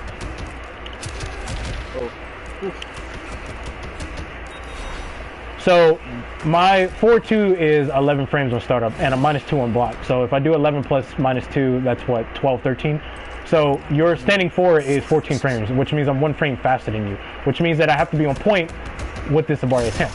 Now, if I go for the standing 2 or standing 1, because your hurt box is not right there, I'm not going to be able to hit you with that, right? Now, one thing I could do is I can neutral crouch and then punish you, but if you read that I'm going to neutral crouch, you could go for his advancing forward 3, or you could catch me off guard, right?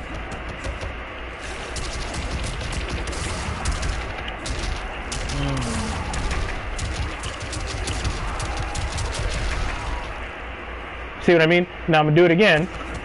Now, what if let's say you conditioned me not to do a 4 because you can block. What if I did down back 3? Would that catch you off guard? Down back 3? What's that? That's just like this. That's you can be baited. So what is this forward 1 on startup? It's a low for him, I think. What's the startup time? Kind of fast. Yeah. What's the startup time? Let me see. Where is it at? Oh, 13. 13. 13. So you could possibly trade with me, but that's not something that you want because your back is pushed to the corner. When you're playing fighting games, when your back's pushed into the corner, you're at a huge disadvantage here, which is really bad, right? So I want you to go for the forward 1 when I go for the standing 2, forward 4. And I'm a neutral crouch because I'm predicting you're going to go for the standing 4. See how you almost reached me? You whiffed, which means what? You're gonna have to go for collector's forward 2, which I think is like 14 frames on startup, which is a mid. It's a side switching move, so it's like you want to learn spacing situations as well. But I think the biggest thing right now for you, it seems like, is like you want to learn like the basics. Like you want to get a good feel for like this game or whatever game that you're trying to play that's a fighting game. You want to get down the basics first. Like you want to understand your character's archetype. You want to understand like what your character's pros and cons are. You want to understand your character's hurt box and hit box. You also want to understand your character's like best fortune normals. You want to learn their special moves. You want to understand like if your normals. Huh? A lot of the stuff you're talking about takes like a couple months of actually playing the game. Yeah, it takes time. You don't just learn this over. Nope. That's why I'm explaining it to you. So you know what to look out for. But I'm still gonna make a video on it regardless. So like Scarlet, right? People don't know this, but with Scarlet, you can reflect her projectiles even when she's trying to space you out. Oh, you talking about that down forward 1 with Nightwolf? Yeah, you can also punish her many different ways as well. Like there's plenty of different ways that you can be punished for trying to disrespect her spacing situations in this game. Like Kano, right? Kano is S tier character. He's like really strong in this game. Mainly when you're using inspiration. I think it's 4-4 or 4-3. One of them. It's kind of one of his barrel rolls is kind of hard to read. I think it's a down. Now, in the beginning of the match, you want to like respect the idea that the opponent might take it upon themselves to go for the 4-3, which is this roll that. It's the small one or the one that's closer to the ground, I think. Yeah. So when you walk backwards, it doesn't matter what character you use. That move right there will just catch you. So if I end up blocking that, right? Just in general. Oh, you can flawless block that. Yeah. This right here. Yeah. You can flawless block it, and he becomes really minus on block. So like that is his forward 4. I think you're doing. Yeah. So if you flawless block it, he becomes minus 12 on block. But if you don't flawless block it, he becomes minus 7. But if you space it out, he becomes minus 5. Hey, can you show me like how to do like when you flawless block, you can do like a up 2 and yeah. start off a combo. Right? Yeah. So I'm like his 1-1-2 has a gap. Practice. Just practice one combo string like all the time. Like a prime example is his 1-1-2, right? This one, it has a gap in it, right? And he's like minus 8 on block, right? So hold on. Go ahead. Go ahead. Oh, you want me to? I fucked that up again. Oh, okay. Never mind. So you want to practice, like, how should I put it? You want to flawless block the opponent the moment they're about to hit you. Now, there are going to be certain characters that are going to avoid this from happening. Now, if you predict that I'm going to try and flawless block you, you can use a special move that doesn't have a gap in it, and you can stop. So say for example, you go for like the 1-1-2. I think you're gonna go for the 1-1-2, but you don't go for the 1-1-2. You substitute the third hit, and then you go for like a Kano ball, which the combo string won't have a gap in it. So this will condition me not to sit there and this will condition me not to do a flawless block.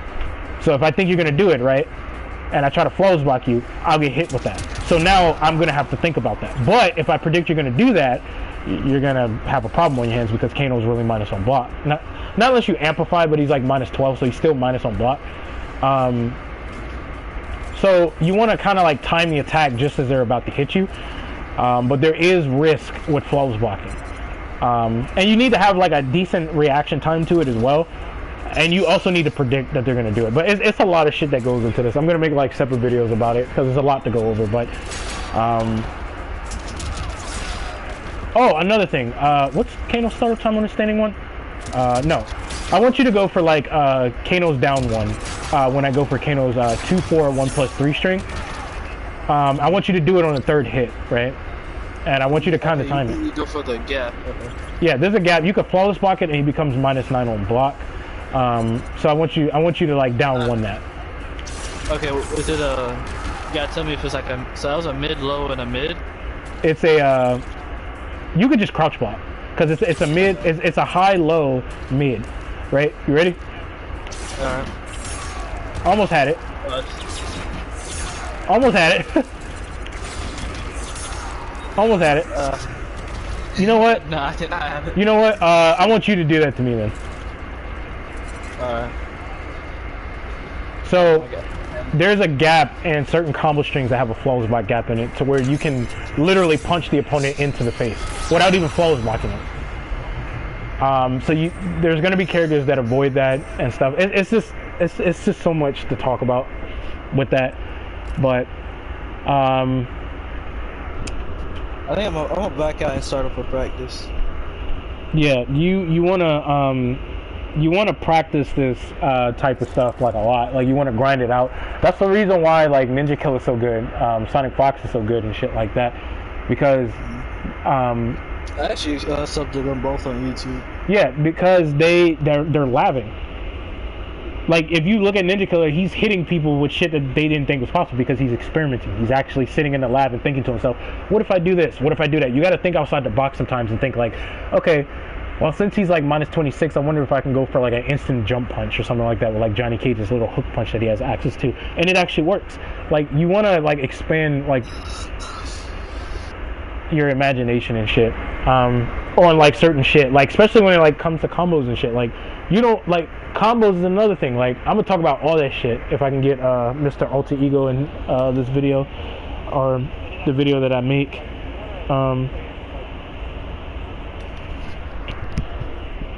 Oh man, like people don't. I gotta watch this video back just in case I missed something. Yeah, a lot of people don't understand. A lot of people don't understand combos. Like they don't understand combos, but they know how to do them. If that makes sense.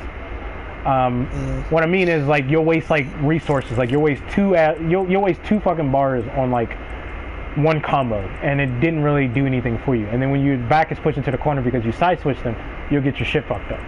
So Sub-Zero and Scorpion are good examples of this. Like they can side switch you and everything, right? So like I'm just gonna show like an example of this, and then I'm gonna have to end the live stream on this one.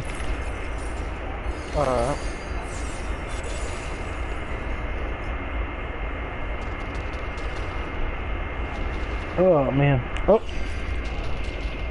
So like side switching combos are very powerful for a lot of different reasons, because yeah, you may lose a little bit of damage, but the positional advantage is so much better. It's so much better. I'm thinking about doing, oh okay. A lot of people don't understand side switching combos because there's a lot that goes into this shit, right? Oh, you talking about like Kung Lao's 1-2-1? Yeah, that could be used as a side switching combo. So like what I'm gonna do, right, is I'm gonna let's see here, where is it at? You know, I keep the buttons on. So side switching combos are very important. Say for example, you have my back pushed into the corner, right? Me as a Sub-Zero player, I'm going to want to put your back into the corner. Like that's what I want to do. I want to switch sides with you because no character in the game wants to be put into the corner. However, certain other characters can get out of the corner a lot better than other characters, but if the opponent knows what they're doing, they can fuck your shit up. So like, say for example, you got me into the corner, right? And I end up hitting you like this, right? Of course, I'm going to side switch you, right? So let's see here. What's a good combo for Sub-Zero? Was that back 3-2? Huh? Yeah. This is basically, it's a low, but it acts as his mid. Whenever I do that move, sometimes, my bad. Sometimes I don't get the down forward one for some reason. I don't know why. It just throws them back. That's weird. Yeah. So you want to switch sides with the opponent when your back is pushed into the corner, right? Now, you could lose damage depending on the character you're using. A prime example is Scorpion, right? So like me as Sub-Zero, see what I did there? And then I can follow up with a combo, and then I can put you into the corner if I don't want to waste my crushing blow. Also, another thing is knowing when to use your crushing blows and when not to use your crushing blows.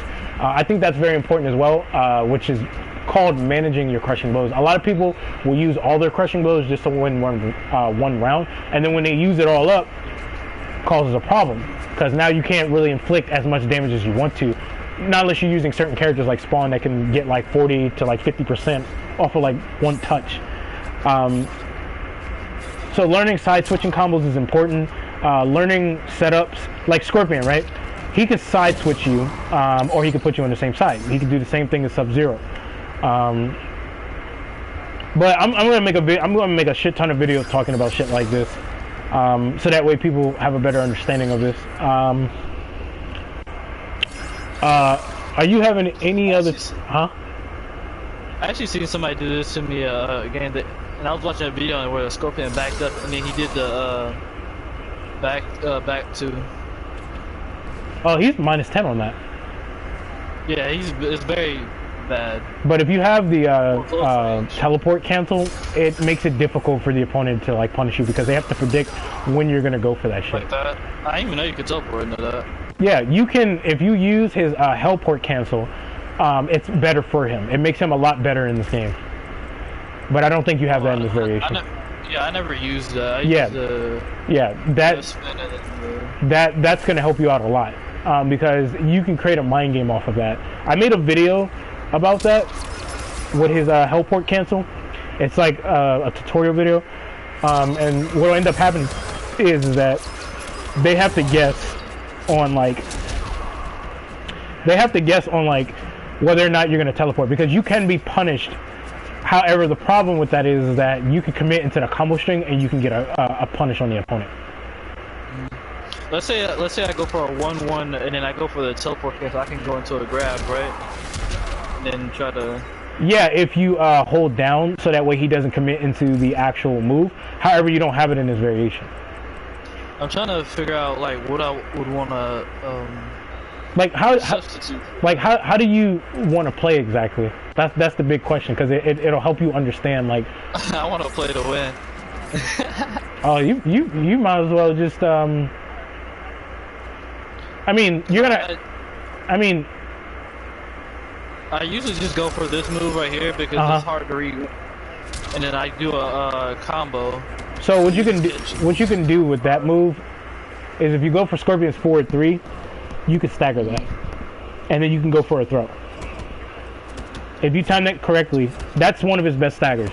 You can go into another combo string, yeah. So this helps that 4-3-2 string that you're doing, which is that overhead. Reason why is because when the opponent is predicting that you're going to try and grab them, or you're going to try and go for a high, they're going to neutral crouch, and that's where the overhead comes into play. So it's going to catch them, and you're going to get a combo. So this can kind of cause a dilemma.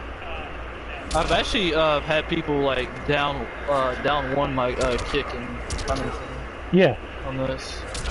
It's good for creating range, but I still have people punish me on it. Yeah. So I'm gonna make a shit ton of videos, and yeah, I'll probably do more videos like this, or like lives and stuff like that. I gotta look at your videos. Do you use like good titles and yeah, you know what you're talking about. You just need to get it out there. Yeah. So like, I have a video with Scorpion where I say like understanding Scorpion's helport cancel, and that will give you like a really good idea of how strong Scorpion's helport cancel is if you know how to play the mind game correctly and you're not being too predictable with it. I've done certain character breakdowns, but not full detail breakdowns, just the basics of understanding like their combo strings and shit like that. Like Sub-Zero, he has like a really good stagger situation with this, right? And obviously he has a overhead that complements that, because you don't know whether or not I'm gonna go for the low or the overhead.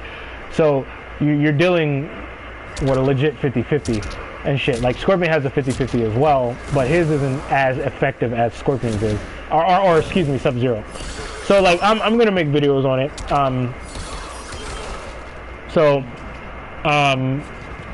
I think I'll talk about neutral 101, so that way people have the basics down of it, because there's a lot to talk about when it comes to neutral. There's mind games that are being played, a lot of space control, all kinds of shit. You got to be kind of like in the opponent's head. That's the reason why when like somebody gets beat up, they're like, "You're predictable, bro." Because you're reading them. That's what a read is. Like you're reading their predictable movements. Like you know that every time I go for like a 1-2, right? I backdash. So every time I backdash, you're always hitting me with like the 4-3. Even though it doesn't counter, I'm always trying to press a button after I backdash. So if I keep doing that, you're reading that I'm going to do that. So it makes it easier for you to punish me. So if I don't adjust to that, and I'm not aware that you're taking advantage of my habits, my bad habits, which everybody has bad habits, what'll end up happening is that I'll keep losing matches because I'm not adapting. Like I'm not evolving, like I'm not learning from my mistakes. I'm not understanding like, okay, you know for a fact that every time I go for the 1-2, I'm backdashing and immediately going for like a back 3 or something like that. You know what I mean?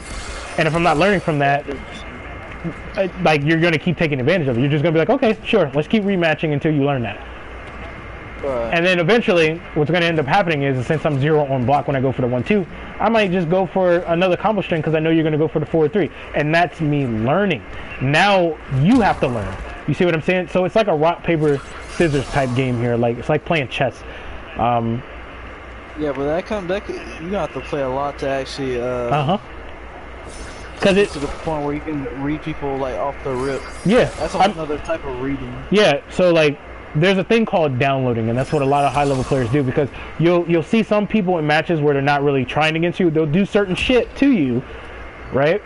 But they're not doing everything to you because they want to see how you respond to certain things that they do to you. Say for example, I go for a down one, and you just block it. Throwing stuff out there, see how you respond. Yeah, like say for example, like I throw out like a bait attempt, like I do like something like this, and you respond immediately because you thought I was going to do this, right? And what I mean by you responding, you're trying to go for a teleport.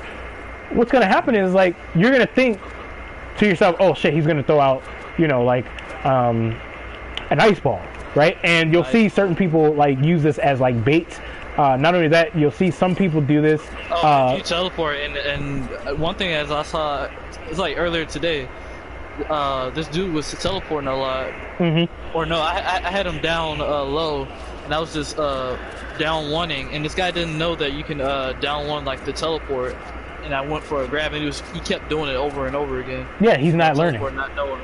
Yeah, he's not learning. So when you don't learn, you get shitty prizes. So the thing about this, though, in the neutral, right? This is something that I'm going to show in my video, but I'm going to talk about this briefly. If I go for this ice ball, what is your natural reaction to that? I usually duck it. I don't really teleport it. Now, your option is to neutral duck it, but your other option is to also teleport. This is where the mind game comes into play, right? Say, for example, you condition me to respect the idea that you have to teleport, so I'm not doing this bullshit anymore, right? So then you throw out a spear, right? Oh. You see how like all this works? It's like putting together a puzzle if you can imagine. I usually never throw a spear on a Sub-Zero. Oh, you can do it. You can do it. I usually respect the idea of the slide. Like I always respect that. If you understand the range, right? The range of it. That's the range. So that's almost like a full screen. Yeah, it's 11 frames. It can go underneath your high. However, like if you predict that he's going to do it, you could throw it like a bait. You can kind of test the opponent's reactions. Now, the way that you want to do this, right? Like there are certain characters that have certain normals that look like their special move is about to come out. Like Johnny Cage's standing 2. It looks like his back 4-2 is going to come out. And you also want to look at your recovery to see what is a good recovery, because you want to recover quickly as possible so that way you can whiff punish the opponent. So say for example, like you think I'm gonna throw an ice ball out and then you decide to teleport, but then I bait you like that, or like you run into it like that, right? I do this and then you attempt to do that. Like, dude, you're gonna eat shit for that. Oh my god. And that combo is very optimal because I have that. So. Oh, you gotta teach me a frost combo. I mean, not frost, Sub-Zero. Yeah, so it's there's a lot that goes into it when playing neutral. I know that you have a teleport, right? So I know for a fact that you can condition me not to throw out this ice ball. So since I know that, I'm going to play with you and I'm going to try and get in your mind. I'm going to predict when you're going to go for that teleport, right? And I might catch you with a slide because you're in my range. So what's fucked up about this matchup is that Scorpion is kind of being conditioned when he's in this area because of the fact that he has to respect the low slide. But when I get in this area right here, you got to watch that. So I think I usually respect the slide, and I'm always ducking. Yeah. So for me, I can read the back too. So the thing to keep in mind is that you respecting this and you giving the opponent to close the distance on you is what's going to cause a problem for you. Sometimes you're going to have to take risks, and you're not going to be right sometimes, and that's fine. That's part of learning. But you're also showing the opponent, like, okay, if you do that slide, bro, if you do that slide, that's your ass. You see what I'm saying? Because what you're doing is, like, if you're blocking like this, they know what you're looking for. They're just going to keep throwing ice balls at you, and then they're going to keep closing the distance against you, right? So you want to show, like, okay, yeah, I'm gonna walk in your range, because there's going to be times where the opponent's just going to keep walking backwards, and they're creating new neutral ground. But the problem with creating new neutral ground, if you're going against a very experienced opponent, is that they could just walk you down. They could just walk you down like this and not do anything at all. Like anything at all. They could just walk you down, and now you basically lost the fight because now your back's pushing to the corner. Right. So it's like there's so much shit that goes into playing the neutral, and like it's not even funny. Like you need to learn your character's best anti-airs, right? Scorpion, his anti-airs are not that great. I think like his standing 4 is one of his best anti-airs. What else is there? I don't really pay attention to that for some. Oh, you definitely. Spawn I use like 3. Yeah, that could be a decent anti-air. That's not the obvious though. Yeah, so there's going to be characters with better anti-airs than other characters in the game. And that's important to learn is anti-airs and optimizing that combo, just in general. So, another situation, right? Just block, like crouch block. I'm -6 on this move, right? Right here. So, let me show you. Where is it? I'm -6 on this move, right? So what I'm going to do is I'm going to backdash, and I just want you to go for like a standing 1, a standing 2, a down 1. And what I'm showing you is I'm showing you a spacing example right here for a reason. The reason why I'm showing you this is because I want you to like understand that there will be situations like this occurring, because a lot of characters can kind of like space you out, right? So you can stop me from backdashing. Since I know that, the problem with you doing that is that flawless block. So if I read that, that's what's going to happen. Now, I want you to go for like a standing 1. You can stop me. Okay, cool. I want you to go for the standing 1 again. Crouch block. Uh-oh. See how that works? Like, even though I'm -6 on block, you don't have the correct startup time to punish me at all. Like, if I was like -8, then yeah. But like, if you're like if you're 0 all the way up to like -6, possibly -7, you're safe enough to disrespect highs. However, when it comes to -6, huh? Can I do like a jump forward, like an overhead to counter that? Like, let's say that starts to happen, I could do something like this. Not that. Do I have enough time for that? Probably not. That probably wouldn't even be the best option to go for. So like, I'll show you what I mean. Yes. So, crouch block. Okay. Yeah, that's a bad. Crouch block. I can just get out of the range of that. Like if you hop, like Scorpion can hit me with a standing 1. He can also hit me with a down 1. So if I read that you're gonna go for a down 1 to stop my ability to move, right? I could just flawless block you. But if you read that I'm gonna flawless block you, you can throw me. Like you could literally just be like, okay, I know that I'm reading that you're trying to flawless block me. And you can throw me, and this is going to fuck my hit up. So now, when I do this, I'm going to start blocking, which allows you to start up your game, right? Now, if I think that you're going to go for a high, I'm going to disrespect it, and I'm going to hit you accordingly. Now, say, for example, you went for, like, Scorpion's back 1, because you think I'm going to respect. So now you're going to go for the back 1 to kind of create a stagger situation, or you might go for the forward 3. My down 1 is 6 frames of startup, and I'm -6 on block. I'm going to go for an Abari attempt, and you're going to notice that if Scorpion goes for like his forward 3, if he goes for his back 1, if he goes for like his forward 4, it's not going to work because the startup time is too slow. So he has to rely on a down 1 and a standing 1 to prevent me from going for my Abari. But if I read that you're going to go for Abari, I'm going to fuck you up for it. So there's a lot to it. So all right, here we go. Back 1.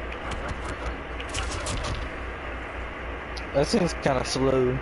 Yeah, see what I mean? So the reason why you're going to go for the mid is because you're assuming that I'm going to respect what's happening now, because you condition me to respect. However, you have to understand that the opponent can disrespect you at any moment in time, and this is very important to understand. Now, I'm going to show you something as well that you can do.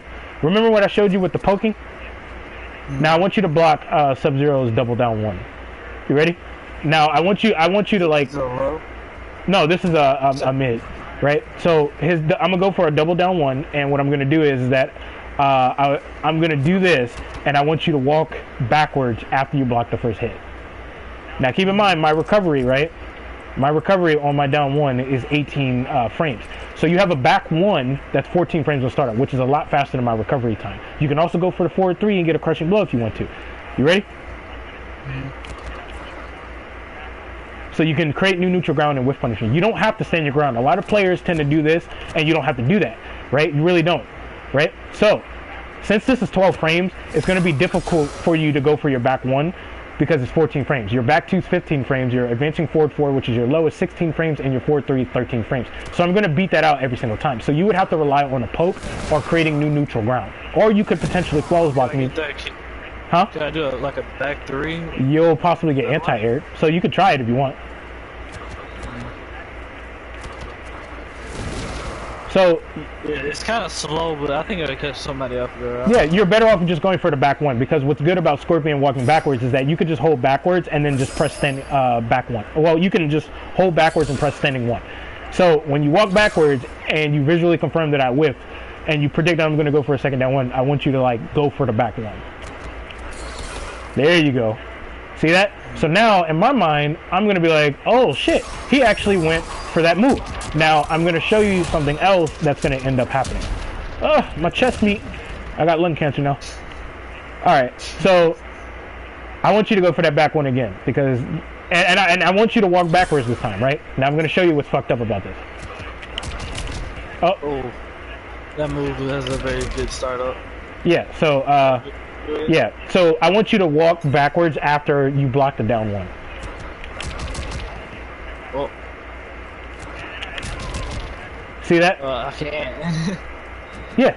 So what happens is that if I read that you're gonna walk backwards, what's gonna end up happening is that you're gonna get hit with that. However, keep in mind, my down one is -6 on block, and I'm going for a 13 frame back three. Which means what? I just want you to go for your forward three. Go directly into the crushing blow, into the fatal blow, and you'll see what I'm talking about. You ready?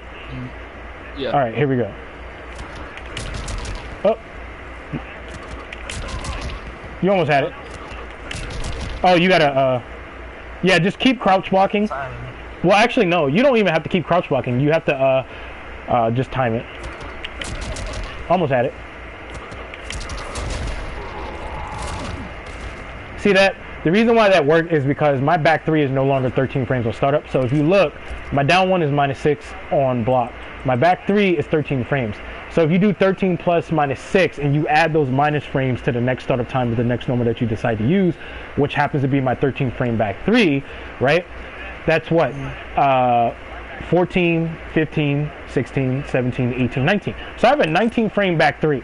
So you have a 13 frame advancing forward three, which is 13 frames. So you can beat me out by a shit ton of frames, and you can combo me for this, right? However, the problem with you doing that, I want you to go for the forward three again. You ready? You said forward three? Yeah, forward three. Because you're gonna think that I'm gonna commit into this. You ready? All right, here we go. See what I did? You did two down ones. Yeah, I went for an Nabari attempt because I know that you're looking for that. Yeah, I'm definitely not gonna beat that. I don't think.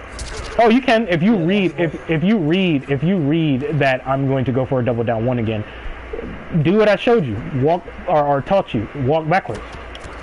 You can create new neutral ground, or you could just block it, or you could just false block. Right now, another thing you have to keep in mind is that there are going to be characters like Sub-Zero, right, that can do this. Ooh. So they're basically stealing your turn. So you have to watch out from that as well. Which is unfortunate because it kind of destroys the footsie aspect of the game, but it is what it is, right? So you like a lot of people think that, oh no, I gotta stand my ground. I gotta react with another poke, just like he did. Like a lot of people think that reciprocating with a poke is the smart idea when you have so many different options you can do, man. I usually do that. Yeah. So you can create new neutral ground. Depending on certain characters' pokes, you might have to backdash. Certain other characters, you probably will get locked down. But you can block it and then start up your game. You don't have to, like, say for example, you go for like a double down one, right? All right, let's see here.